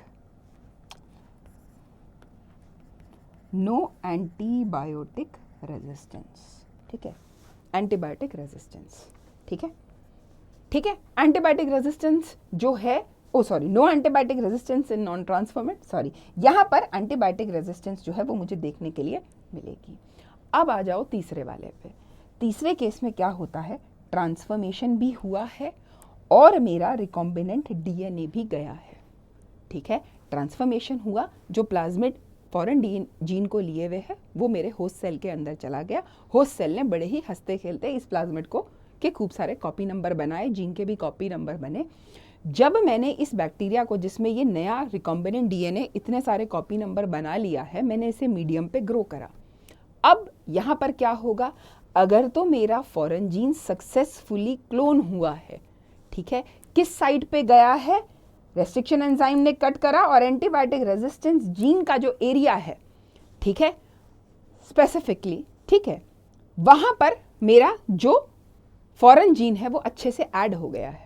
recombinant DNA आपस में, दोनों वेक्टर और फॉरेन जीन है, अच्छे से लिंक बना के बढ़िया सा मेरा जो रिकॉम्बिनेंट तरोताज़ा मॉलिक्यूल बना है, ठीक है, इसने क्या किया, एंटीबायोटिक रेजिस्टेंस जीन जो एरिया था उसको डिसरप्ट कर दिया। अब क्या होगा, अब क्या होगा, यहां पर फॉरेन डीएनए के ऐड होने की वजह से, ठीक है, जो सेल्स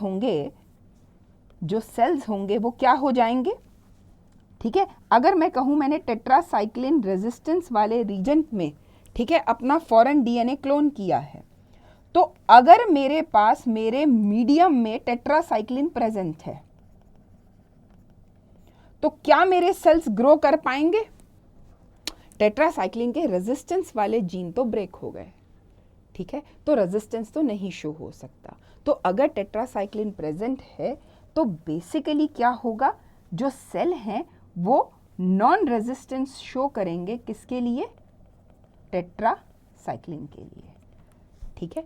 और अगर रेजिस्टेंस दिखाते भी हैं तो किसी और एंटीबायोटिक के लिए दिखा सकते हैं, लेकिन टेट्रासाइक्लिन के लिए नहीं दिखा पाएंगे, ठीक है। तो basically they are non resistant to tetracycline.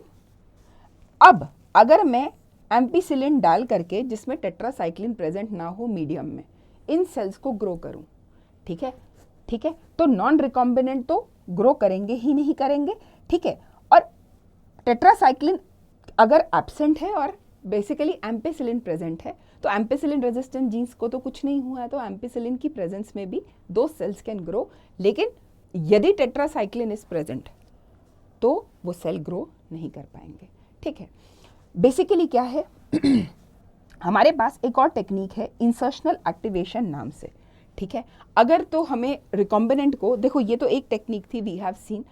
Second technique जहां हम नॉन ट्रांसफॉर्मेंट और ट्रांसफॉर्मेंट का पता लगा सकते हैं, नॉन रिकॉम्बिनेंट रिकॉम्बिनेंट का पता लगा सकते हैं, वो है इंसर्शनल एक्टिवेशन नाम की जो हमारी टेक्निक है, जहां पर रिकॉम्बिनेंट डीएनए को इंसर्ट किया जाता है, किसमें, बीटा गैलेक्टोसाइडेज नाम का जो एंजाइम है उसको कोड करने वाली जो जीन है वहां पर, जिसकी वजह से जो हमारा इंसर्शनल इनएक्टिवेशन है वो हमें देखने के लिए मिलता है। अगर जीन की एक्टिविटी नहीं होगी, जाहिर सी बात है कोई बीटा गैलेक्टोसाइडेज नहीं बनेगा, कोई कॉलोनीज जो है वो कलर नहीं देंगी, तो वो मेरी रिकॉम्बिनेंट कॉलोनीज जो हैं उनकी फॉर्म में अपीयर होंगी। जीन इंटैक्ट है, एंजाइम बनाएगा, ठीक है, ब्लू कलर की कॉलोनीज मिलेंगी, so that shows that recombinant colonies वहां पर नहीं है। So this is also one of the way to make difference between your non recombinant and recombinant recombination show करने वाली कॉलोनीज के बीच में। भाई प्लाज्मिड के बारे में बहुत सारी बात हो गई, ऐसा नहीं है सिर्फ प्लाज्मिड ही है, हमारे पास और भी तरह के बहुत सारे वेक्टर्स हैं, जैसे for example tie plasmid, tie stands for, TI stands for tumour inducing, ठीक है। किससे लिया जाता है ये वेक्टर, एग्रोबैक्टीरियम ट्यूमिफेशियंस से लिया जाता है। जनरली जब हमें प्लांट में क्लोनिंग करनी होती है, किसमें क्लोनिंग करनी होती है, प्लांट में करनी होती है, तो टाइप्लाज्मिड को यूज़ करते हैं। इसके अलावा कुछ रेट्रोवायरसेस को भी क्लोनिंग वेक्टर की तरह से यूज़ किया जाता है एनिमल्स के अंदर, टाइप्लाज्मिड प्लांट्स में और रेट्रोवायरसेस को यूज़ किया जाता है एनिमल्स में क्लोनिंग के लिए। ठीक है, एग्रोबैक्टीरियम ट्यूमिफेशियन जो है ये बेसिकली जो तुम्हारे डाइकोट प्लांट्स हैं उनके अंदर पैथोजेनिक रिस्पॉन्स देता है अपने टीडीएनए की मदद से। ठीक है, तो जो तुम्हारा टाइप्लाज्मिड है, this is how it looks. ठीक है, ये इसका ओरिजिन ऑफ रेप्लिकेशन है। This is the entire structure of Ti plasmid. ठीक है, अब क्या है कॉम्पिटेंट होस्ट। देखो कॉम्पिटेंट मैंने तुम्हें पहले भी बताया है,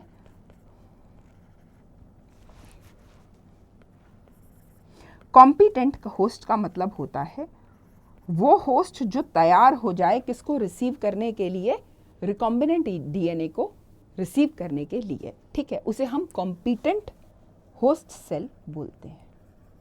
ठीक है, देखो जो बैक्टीरिया के जो इकोलाई सेल्स हैं, जैसे फॉर एग्जांपल कुछ ऐसे बैक्टीरिया हैं जिन्हें होस्ट सेल की तरह भी यूज़ किया जाता है।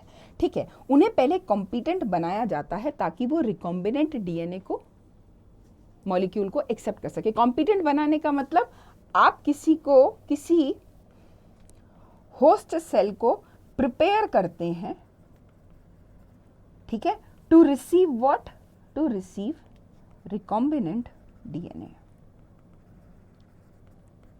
ठीक है, to receive recombinant DNA. Now इसकी बेसिकली कॉम्पिटेंट बनाना या किसी की कॉम्पिटेंसी जो होती है वो उस सेल की एबिलिटी होती है रिकॉम्बिनेंट डीएनए को अपने अंदर लेने की। बहुत सारे केमिकल्स, बहुत सारे फिजिकल मेथड्स होते हैं जिसकी मदद से हमारा जो होस्ट सेल है हम उसे कॉम्पिटेंट बनाते हैं। अगर मैं फिजिकल मेथड की बात करूं, एक तरीका है माइक्रो इंजेक्शन, जहां पे डायरेक्टली जो सेल का न्यूक्लियस होता है, क्या सेल का जो न्यूक्लियस होता है, माइक्रो पाइपेट्स की मदद से सीधा डीएनए को डाल दिया जाता है उसके अंदर। ठीक है, जनरली एनिमल सेल्स के अंदर यूज किया जाता है। कुछ बायोलिस्टिक्स या जीन गन्स भी होती हैं। ठीक है, ठीक है, ये क्या है, बेसिकली सेल जो है उनको हाई वेलोसिटी पार्टिकल्स के साथ ट्रीट किया जाता है जो गोल्ड के या टंगस्टन के बने होते हैं। किसके साथ ट्रीट किया जाता है, माइक्रो पार्टिकल्स के साथ सेल को बॉम्बार्ड हिट किया जाता है। ठीक है, ये जो तुम्हारे पार्टिकल्स होते हैं ये गोल्ड या टंगस्टन से बने होते हैं। और दूसरी बड़ी चीज, इन माइक्रो पार्टिकल्स के ऊपर क्या प्रेजेंट होता है भाई, किसका ट्रांसफर कराना है, तुमने डीएनए का ट्रांसफर कराना है। ठीक है, तुम्हें किसको अंदर भेजना है, कॉम्पिटेंट सेल के अंदर, रिकॉम्बिनेंट डीएनए को। तो जो तुम्हारे डीएनए या जीन्स हैं उन्हें इन माइक्रो पार्टिकल्स में टक कर देते हैं और फिर सेल को बॉम्बार्ड करते हैं इन पार्टिकल्स से। ठीक है, पार्टिकल को देखोगे तो गोल्ड या टंगस्टन के बने होते हैं। जनरली प्लांट सेल के अंदर इनका यूज किया जाता है। उसके अलावा सेकेंड तरीका है पैथोजन वेक्टर मेथड की मदद से। यहाँ क्या होता है, कुछ वेक्टर्स हैं जैसे रेट्रोवायरस या एडिनोवायरसेस, ये क्या करते हैं, ये सेल को इन्फेक्ट करते हैं। ठीक है, तो उसकी मदद से भी जीन्स जो हैं उन्हें, ठीक है, जो तुम्हारे रिकॉम्बिनेंट डीएनए हैं उनको भी हम सेंड कर सकते हैं इन रेट्रोवायरसेस, एडिनोवायरसेस को यूज़ करके। इसके अलावा सेल्स को कैल्शियम से ट्रीट किया जाता है।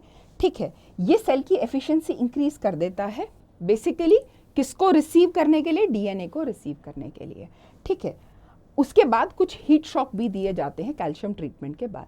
ठीक है, स्टेप्स को डिस्क्राइब करूं रिकॉम्बिनेंट डीएनए टेक्नोलॉजी के अंदर, सबसे पहले हाँ जी किसकी ज़रूरत है, जेनेटिक मटेरियल की ज़रूरत है। तो सबसे पहले आइसोलेट करेंगे जीन्स को जो बेसिकली क्या है, डीएनए है। उसके बाद आ जाओ जी मॉलिक्यूलर सीजर्स, रेस्ट्रिक्शन एंडोन्यूक्लियस के साथ फ्रेगमेंट्स में डीएनए को डिवाइड करेंगे। उसके बाद अपना जो डिजायर्ड जीन या जीन फ्रेगमेंट है उसे ऐड करेंगे, दोनों को आपस में टक कर देंगे, किसमें, वेक्टर के अंदर।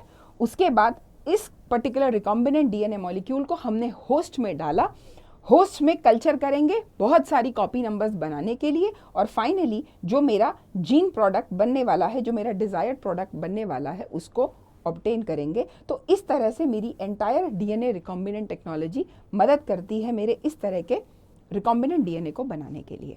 अब सारे स्टेप्स को कुछ कुछ पॉइंट्स जो इसमें इंपॉर्टेंट है वो देखते हुए चलते हैं।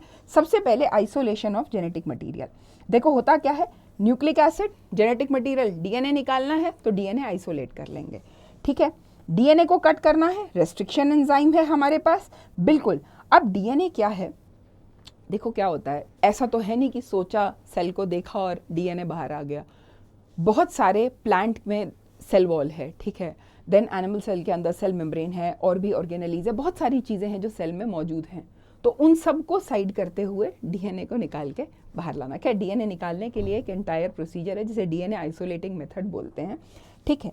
लेकिन सेल को ब्रेक करना बहुत ज़रूरी है डीएनए को निकालने के लिए, और इसी प्रयास को में सेल को ब्रेक करने में मदद करते हैं हमारी लाइसोजाइम बैक्टीरियल सेल को ब्रेक करने में, सेल्यूलेज प्लांट सेल को ब्रेक करने में, और अगर कोई फंगल सेल है तो काइटिनेज एंजाइम है जो मदद करता है हमारी फंगल सेल को ब्रेक करने में, ठीक है। Lysozyme in case of bacteria, cellulase in case of plant cell and chitinase in case of fungus, ठीक है। अब एक बार डिटेल में देखो, बैक्टीरियल सेल वॉल में पेप्टिडोग्लाइकन है, लाइसोजाइम की मदद से ब्रेक होगा। प्लांट सेल में सेल्यूलोज है, सेल्यूलेज की मदद से ब्रेक होगा। काइटिनेज आरएनए को ब्रेक करने वाला राइबोन्यूक्लियस, डीएनए डीऑक्सीराइबोन्यूक्लियस, और प्रोटीन को ब्रेक करने का काम प्रोटीएज करेंगे, ठीक है। डीएनए क्या होता है, जब तुम चिल्ड अल्कोहल जैसे इथेनॉल है, ठीक है, इसको यूटिलाइज करो और डीएनए को प्रेसिपिटेट आउट कर लोगे, तो डीएनए जो है वो पूरे सस्पेंशन से in form of a huge collection you can take it out from a suspension, ठीक है। स्पूलिंग भी एक मेथड है जिससे मैं डीएनए को निकाल सकती हूँ। डीएनए आ गया मेरा, हाँ जी। अब आ गई मॉलिक्यूलर सिजर्स की बारी। देखो अब क्या होगा, रेस्ट्रिक्शन एंजाइम की मदद से मैं अपने पूरे डीएनए मॉलिक्यूल जो है उसको स्पेसिफिक साइट पे, जो रिकॉग्निशन सीक्वेंस जहां प्रेजेंट है, ऑप्टिमम कंडीशन के अंदर अपना जो डीएनए मॉलिक्यूल है उसे क्लीव करूंगी।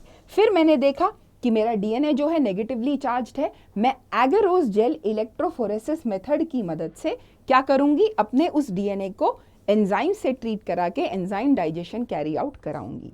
डीएनए नेगेटिव है, किसकी तरफ मूव करेगा, एनोड की तरफ मूव करेगा। फाइनली दोनों ही वेक्टर को, और जो मेरा डीएनए है, जो जीन मेरे इंटरेस्ट के हैं, फॉरेन डीएनए किसी भी नाम से बुला सकते हो, अलग अलग किताबों में अलग अलग नाम है, foreign gene, desired gene, the gene which is to be cloned, anything you can say, ठीक है। दोनों को आपस में, वेक्टर को भी और जो मेरी डिजायर्ड जीन है, दोनों को कट करूंगी, ठीक है। रेस्ट्रिक्शन एंजाइम मेरे वेक्टर को भी ट्रीट करेगा और जो मेरी डिजायर्ड जीन है उसे भी ट्रीट करेगा, ठीक है। उसके बाद मैं इन दोनों को, ठीक है, ट्रीट करने के बाद फाइनली कौन आएगा, मेरा डीएनए लाइगेज आएगा जो इन दोनों मॉलिक्यूल्स को ज्वाइन कर देगा, ठीक है। नाउ होता क्या है, देखो ये क्लोनिंग के लिए वेक्टर है, ये मेरा फॉरेन डीएनए है, ठीक है। दोनों को मैंने किससे, रेस्ट्रिक्शन एंजाइम से कट किया। जैसे यहां पर देखो दोनों के क्या है, ये स्पेसिफिक स्टिकी एंड्स हैं, ठीक है। तो ये जो मेरा फ्रेगमेंट है ये आके मेरे वेक्टर में यहां ऐड हो जाएगा, ये वो जीन है, this is my foreign gene बोल लो, डिजायर्ड जीन बोल लो, जीन फ्रेगमेंट बोल लो, डीएनए फ्रेगमेंट बोल लो, कुछ भी कह सकते हो, और इसको कैरी करके ले जाने वाला मेरा वेक्टर। और ये क्या है, ये मेरा रिकॉम्बिनेंट डीएनए मॉलिक्यूल है, ठीक है। अब जीन ऑफ इंटरेस्ट आ गई है, पीसीआर को मैं यूज कर सकती हूँ, मॉलिक्यूलर बायोलॉजी की एक ऑसम टेक्निक है जो बेस्ट तरीका है मेरे डीएनए को एम्पलीफाई करने के लिए, ठीक है। इसमें क्या करते हैं हम, 2 सेट प्राइमर के यूज करते हैं और एक एंजाइम यूज करते हैं, डीएनए पॉलीमरेज। मुझे पता है डीएनए पॉलीमरेज मेरा कौन सा एंजाइम है, कहाँ यूज हुआ था मेरा डीएनए पॉलीमरेज, जी मैंने रेप्लिकेशन पढ़ा है, बहुत अच्छे से पढ़ा है, ये मेरे डीएनए रेप्लिकेशन में इंपॉर्टेंट रोल प्ले करता है, ठीक है। और प्राइमर्स जो होते हैं, ये प्राइमर्स मेरी मदद करते हैं मेरे डीएनए को एम्पलीफाई करने के लिए। कैसे मदद करते हैं अभी देखते हैं। एंजाइम क्या करता है, बेसिकली इन प्राइमर्स को यूज करके न्यूक्लियोटाइड्स जो है फर्दर इन रिएक्शन, ठीक है। एंजाइम क्या करता है, प्राइमर्स को यूज करता है, किसको, बेसिकली ये न्यूक्लियोटाइड्स के ऐड करने में, जहां पर जो तुम्हारे जीनोमिक डीएनए जो है वो टेम्पलेट की तरह से एक्ट करता है। पीसीआर को, बेसिक पीसीआर रिएक्शन को देखें, डीएनए टेम्पलेट, 2 न्यूक्लियोटाइड प्राइमर और डीएनए पॉलीमरेज। अब प्राइमर को समझो, देखो प्राइमर क्या होता है, नियरली, ठीक है, कुछ शॉर्ट न्यूक्लियोटाइड का सीक्वेंस होता है, ठीक है, वेरी शॉर्ट न्यूक्लियोटाइड का सीक्वेंस होता है। डीएनए टेम्पलेट मुझे पता है, it is the same template. क्यों रिक्वायर है? डीएनए के रेप्लिकेशन में डीएनए टेम्पलेट से रेप्लिकेशन आगे होता है। और डीएनए पॉलीमरेज क्या करता है? ये वो एंजाइम है जी जो मेरा रेप्लिकेशन डीएनए का सिंथेसिस जो है इट कैरीज इट आउट। ठीक है, डीएनए टेम्पलेट, ठीक है, जो बेसिकली एरिया मुझे एम्पलीफाई करना है वो मेरे इस डीएनए टेम्पलेट के अंदर प्रेजेंट है। ठीक है, प्राइमर की बात करूं, छोटे छोटे ओलिगोन्यूक्लियोटाइड्स हैं। देखो, ओलिगोन्यूक्लियोटाइड हम कहते हैं when some nucleotides, for example 25 से 35 ले लो न्यूक्लियोटाइड, ठीक है, ठीक है, वो तुम्हारे एक स्ट्रेच में प्रेजेंट हो, ठीक है, जो कि तुम्हारे डीएनए के साथ कॉम्प्लीमेंट्री सीक्वेंस रखते हो।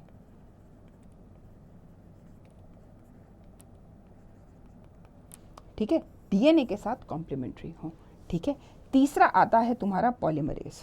देखो होता क्या है, पीसीआर रिएक्शन जब हम डिटेल में आगे देखेंगे, पीसीआर रिएक्शन के अंदर 90 डिग्री सेल्सियस टेम्परेचर, इतना हाई टेम्परेचर, एंजाइम क्या होते हैं? एंजाइम्स आप बेसिकली हमने पढ़ा है हमारे प्रोटीन्स हैं, तो इतना हाई टेम्परेचर देने पे एंजाइम जो है उसका स्ट्रक्चर डैमेज हो जाता है।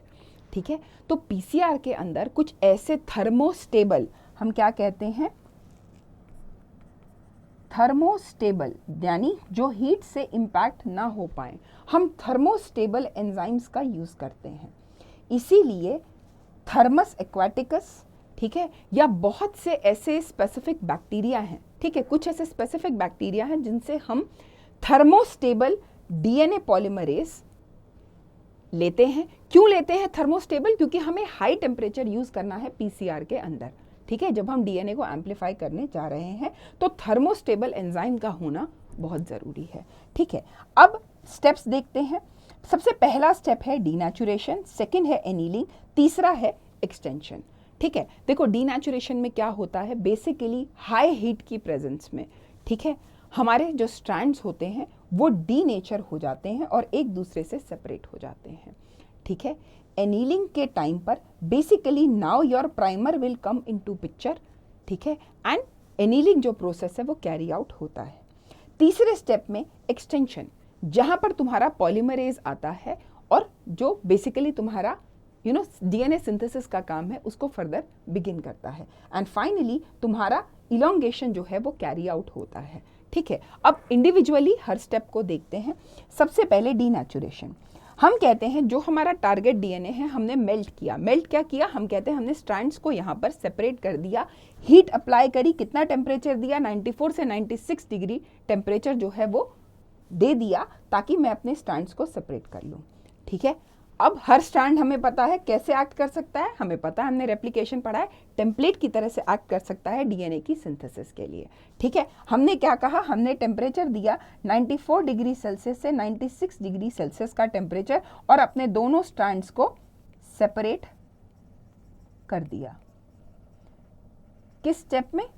डीनेचुरेशन स्टेप के अंदर। ठीक है, सेकेंड आया एनीलिंग। एनीलिंग में क्या होता है? दोनों जो न्यूक्लियोटाइड प्राइमर होते हैं, अभी हमने क्या बोला, प्राइमर मेरे 25 से 35 न्यूक्लियोटाइड तक के बने हुए ओलिगो न्यूक्लियोटाइड, जो छोटे से न्यूक्लियोटाइड हो 25 से 30 40 उन्हें न्यूक्लियोटाइड के बने हुए, उन्हें मैं ओलिगो न्यूक्लियोटाइड बोलती हूँ। ठीक है, होता क्या है, ये जो प्राइमर्स होते हैं, ठीक है, ये प्राइमर्स एनील हो जाते हैं। ठीक है, क्योंकि डीएनए, जिस डीएनए को हमने एम्पलीफाई करना है, ठीक है, बेसिकली क्या होता है, ये जो प्राइमर्स होते हैं इनके सीक्वेंसेस जो होते हैं वो कॉम्प्लीमेंट्री होते हैं डीएनए के साथ। ठीक है, तो जहाँ पर इन्हें अपनी कॉम्प्लीमेंट्री जो स्ट्रेच मिला वहाँ पर जाके ये बाउंड हो जाते हैं। ठीक है, तो ये एनीलिंग स्टेप में प्राइमर्स जो हैं वो जो सिंगल स्ट्रैंडेड डीएनए है, टेम्पलेट डीएनए है, उनके साथ जाके एनील हो जाएंगे। टेम्परेचर जहाँ पे एनीलिंग कैरी आउट होता है वो कितना होता है? वेरी इंपॉर्टेंट, 40 से 60 डिग्री सेल्सियस। हमने डीनेचुरेशन में देखा अबव 90 टेम्परेचर, यहाँ हम कहते हैं 40 से 60 डिग्री सेल्सियस के बीच में। और ये भी डिपेंड करता है टेम्परेचर, क्यों हम एक रेंज दे रहे हैं? क्योंकि कितनी मेरी प्राइमर की लेंथ और इसका सीक्वेंस है। ठीक है, basically that plays a very important role, जहाँ पर मेरा एनीलिंग जो है वो पिक्चर में आ जाता है। ठीक है, तो ये टेम्परेचर हो गया यहाँ पर 40 to 60 डिग्री सेल्सियस। ठीक है, एनीलिंग। ठीक है, अब आते हैं तीसरे मेथड पे। ठीक है, शुरुआत तो हमने कर दी है, the beginning of the synthesis of the DNA has taken place, जो नया सिंथेसिस हो रहा है रेप्लिकेशन की मदद से। अब कौन करा रहा है? वो डीएनए पॉलीमरेज करा रहा है। और टैक डीएनए पॉलीमरेज, टैक मैंने कहा टी थर्मस ए क्यू एक्वाटिकस। ठीक है, जिस बैक्टीरिया से इसे निकाला गया उसी के नाम के जेनस से और स्पीशीज के अल्फाबेट से इसे एब्रिवेट करके हमने क्या बना दिया? टैक बना दिया, टैक पॉलीमरेज, थर्मोस्टेबल पॉलीमरेज। ठीक है, ये क्या करता है? सिंथेसाइज करता है डीएनए रीजन को। किस किस की मदद से? रेप्लिकेशन में मुझे क्या क्या रिक्वायर्ड था? मुझे रिक्वायर्ड थे डीऑक्सी न्यूक्लियोसाइड ट्राइफॉस्फेट्स, बिल्कुल मैं यूज कर रही थी। ठीक है, प्राइमर यूज करे मैंने, और साथ ही साथ मैं मैंगनीशियम यूज करती हूँ। देखो मैंगनीशियम जो है वो पॉलीमरेज एंजाइम के लिए इंपॉर्टेंट है, इसकी एक्टिविटी के लिए। ठीक है, तो इस पूरे एक्टिविटी एक्सटेंशन के दौरान इस मैंगनीशियम आयन का प्रेजेंस रहना ज़रूरी है मेरे पॉलीमरेज की एक्टिविटी के लिए।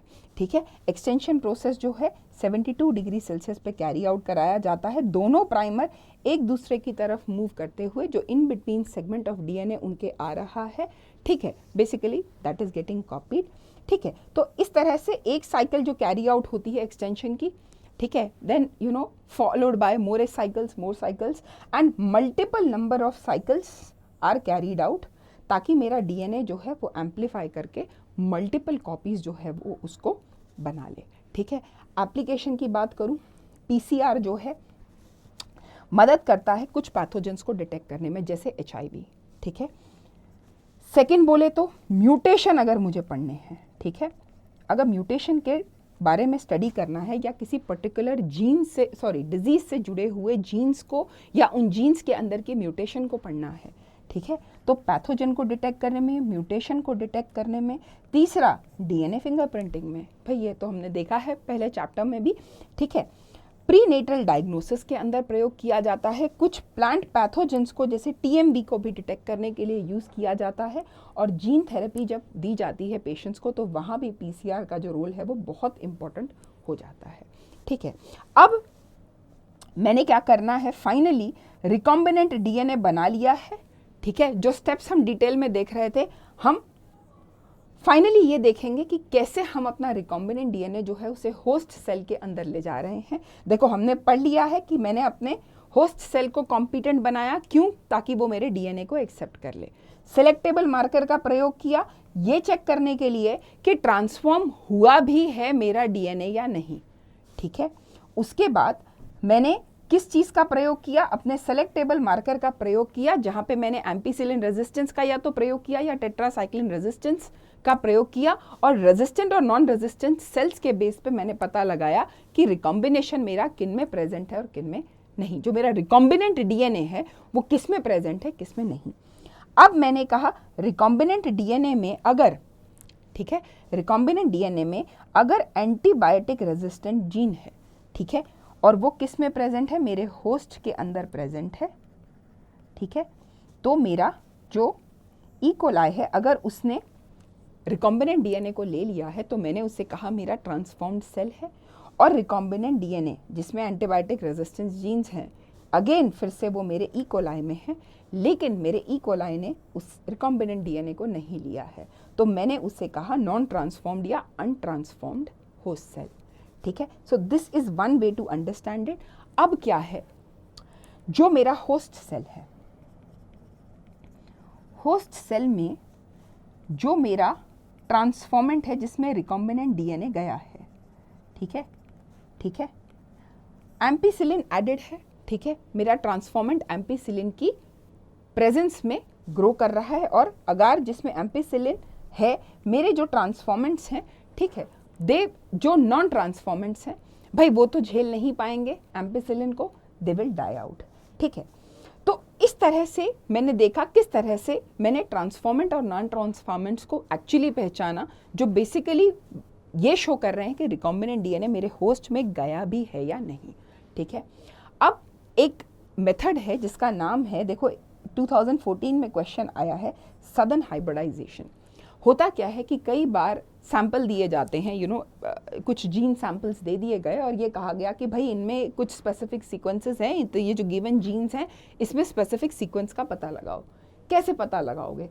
सडन हाइब्रिडाइजेशन एक ऐसा ही मेथड है कि अगर डीएनए का सैंपल दे दिया जाए और उसके अंदर स्पेसिफिक सीक्वेंस को देखना हो तो सडन हाइब्रिडाइजेशन मेरी मदद करता है। ये टेक्निक मदद करती है, जिसमें सबसे पहले कुछ स्टेप्स हैं। डीएनए को डाइजेस्ट किया जाता है, जेल इलेक्ट्रोफोरेसिस की मदद से फ्रेगमेंट्स को रन किया जाता है, ब्लॉटिंग है, प्रोब्स को ऐड किया जाता है, हाइब्रिडाइजेशन प्रोब्स के साथ करके फाइनली जो डिटेक्शन है उस पर्टिकुलर जो डीएनए है उसको डिटेक्ट किया जाता है।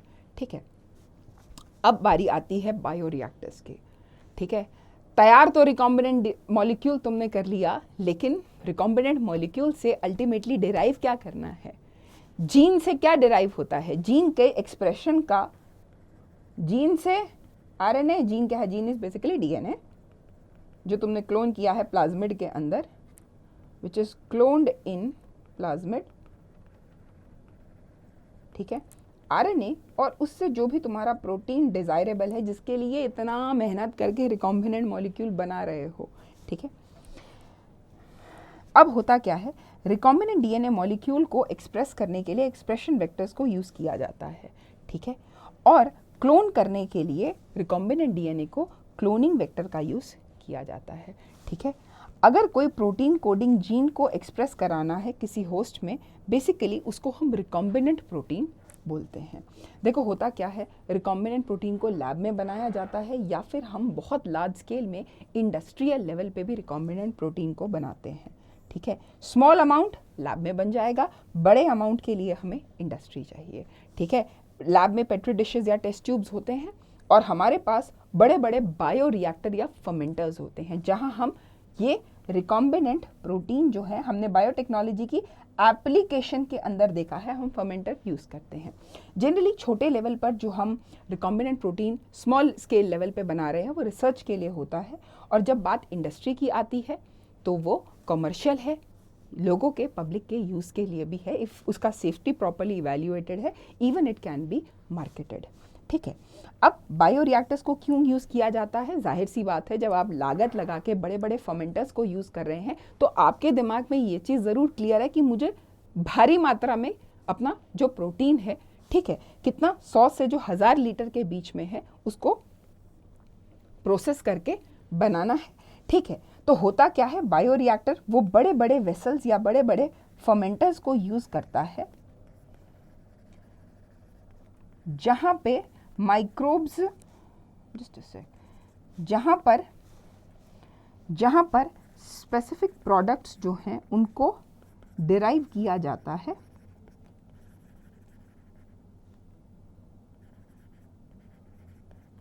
ठीक है, और भले ही माइक्रोब्स एम्प्लॉय हो, प्लांट सेल, एनिमल सेल, ठीक है, कोई भी ह्यूमन सेल, ठीक है, इन सब को एम्प्लॉय करके what ultimately we require to produce the particular product.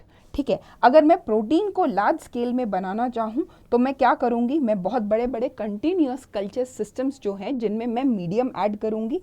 ठीक है, एक साइड से फ्रेश साइड से मीडियम ऐड करूँगी। ठीक है, एक साइड से जो भी सस्पेंडेड मेरा मीडियम है जिसमें ऑलरेडी ग्रोथ हो गई है, न्यूट्रिएंट्स एग्जॉस्ट हो गए हैं, उन्हें रिमूव कर दूंगी।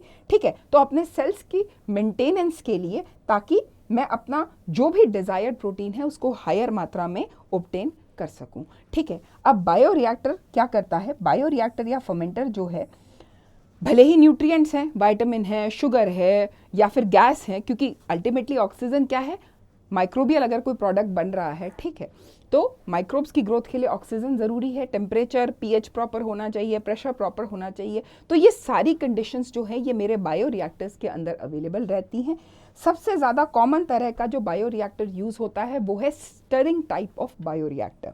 ठीक है, इसमें स्टर्ड टैंक रिएक्टर होता है जनरली।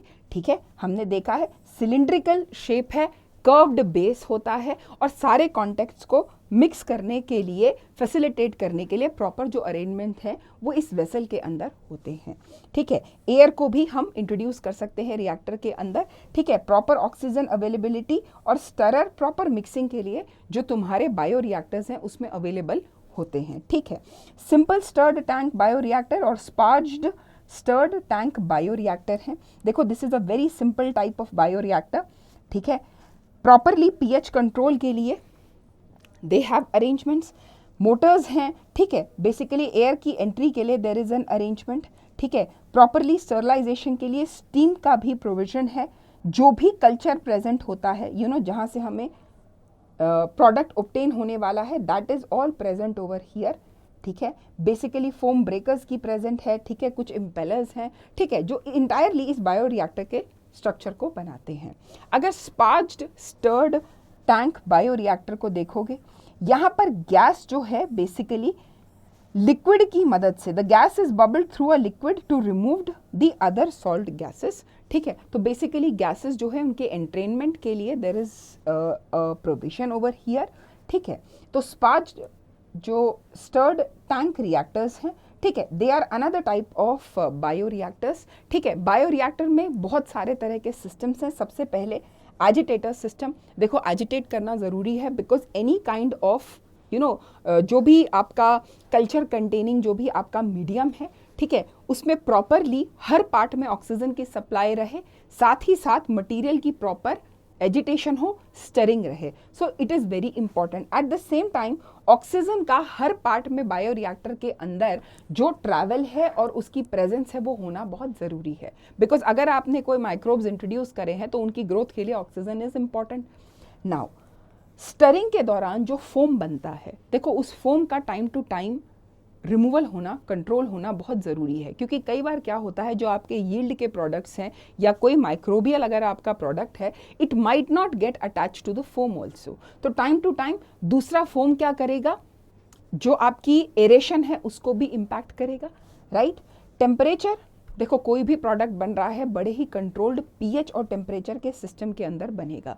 तो पीएच और टेम्परेचर, ठीक है, जो सेल्स हैं, भले कोई भी सेल्स हैं, माइक्रोबियल सेल्स हैं, प्लांट सेल्स हैं, they all have a proper optimum pH या टेम्परेचर जिसके अंडर वो एक पर्टिकुलर प्रोडक्ट को यील्ड करते हैं, ठीक है। और कुछ हैं जो सैम्पलिंग पोर्ट्स भी इसके अंदर प्रेजेंट रहते हैं, ठीक है।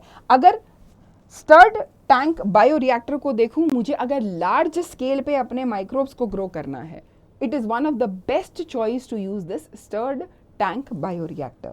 रिसर्च के अंदर इन्हें यूज किया जाता है माइक्रोब्स को ग्रो करने का एसेप्टिक कंडीशंस में, ठीक है, बिना किसी कंटामिनेशन के लिए। मुझे बहुत सारे दिन के लिए अगर माइक्रोब्स को ग्रो करना है, लंबे टाइम तक इस रिएक्टर को चलाना है, I can use stirred tank bioreactor. सिर्फ एक प्रॉब्लम है, थोड़ा सा जो एक्सपेंस है रन करने का इस बायोरिएक्टर को वो थोड़ा ज़्यादा है। डाउनस्ट्रीम प्रोसेसिंग बड़ा इंपॉर्टेंट वन लाइन आंसर है इसका। देखो होता क्या है, डाउनस्ट्रीम प्रोसेसिंग इज फाइनली मेरा प्रोडक्ट बन गया, ठीक है। अब प्रोडक्ट बनने के बाद मुझे क्या करना है, प्रोडक्ट को ऑब्टेन करना है, और इस तरह से ऑब्टेन करना है कि प्रोडक्ट का मैक्सिमम यील्ड में लूँ और बहुत ही प्यूरिफाइड फॉर्म में प्रॉपरली हैंडलिंग करते हुए मैं उसे ऑब्टेन करूँ। तो डाउनस्ट्रीम के हमने कहा recovery and purification of biosynthetic products जो बने हैं, ठीक है। कहाँ से, जाहिर सी बात है हमने कुछ या तो फर्मेंटेशन की मदद से या एनिमल सेल्स या प्लांट सेल्स या माइक्रोबियल सेल्स को ग्रो करते हुए किया है उनका प्रोडक्शन, ठीक है।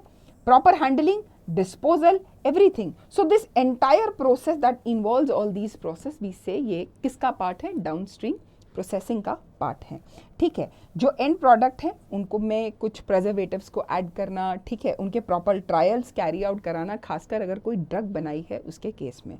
तो क्वालिटी कंट्रोल, उनकी जो किस तरह का क्वालिटी प्रोडक्ट का आ रहा है, वेदर इट इज़ प्रॉपर उसे कंज्यूम करना और नॉट, तो ये सारी टेस्टिंग जो होती हैं बेसिकली इसके लिए इम्पॉर्टेंट होती हैं जो भी प्रोडक्ट ऑब्टेन हुआ है, ठीक है।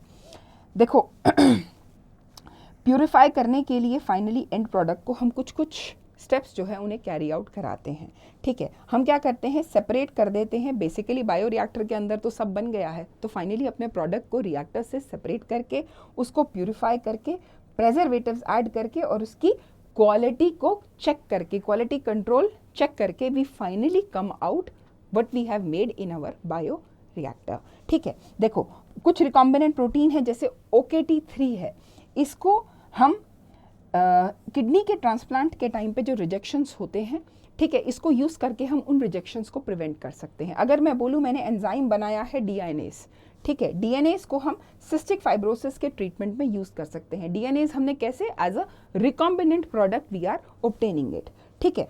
देन हिरुडिन है जिसे हम एंटीकोएगुलेंट की तरह से यूज कर सकते हैं, बहुत सारे क्लॉटिंग फैक्टर्स हैं, ठीक है। ह्यूम्यूलिन है जिसे एंटीबॉडी है, जिसको बेसिकली ह्यूम्यूलिन को हमने डायबिटीज़ मेलिटस के लिए यूज़ किया है। ऐसे ही एक और एंजाइम है एस्पार्जिनेज जिसे हमने ल्यूकीमिया के ट्रीटमेंट के लिए यूज़ किया। इंटरफेरॉन अल्फा है जिसे हमने यूज़ किया एज अ हेपेटाइटिस सी के ट्रीटमेंट के लिए। सो इस तरह से बायोटेक्नोलॉजी की मदद से, ठीक है, बायोटेक्नोलॉजी के प्रिंसिपल्स को, रिकॉम्बिनेंट डीएनए टेक्नोलॉजी को और बहुत सारे प्रोसेसेस को यूज़ करके we have learned what are the principle, how to prepare it, and yes we have prepared it with the help of bioreactor. Chapter बहुत इंपॉर्टेंट है, बहुत सारे पॉइंट्स हैं, please go through all of them, and all the best for your preparation, do well.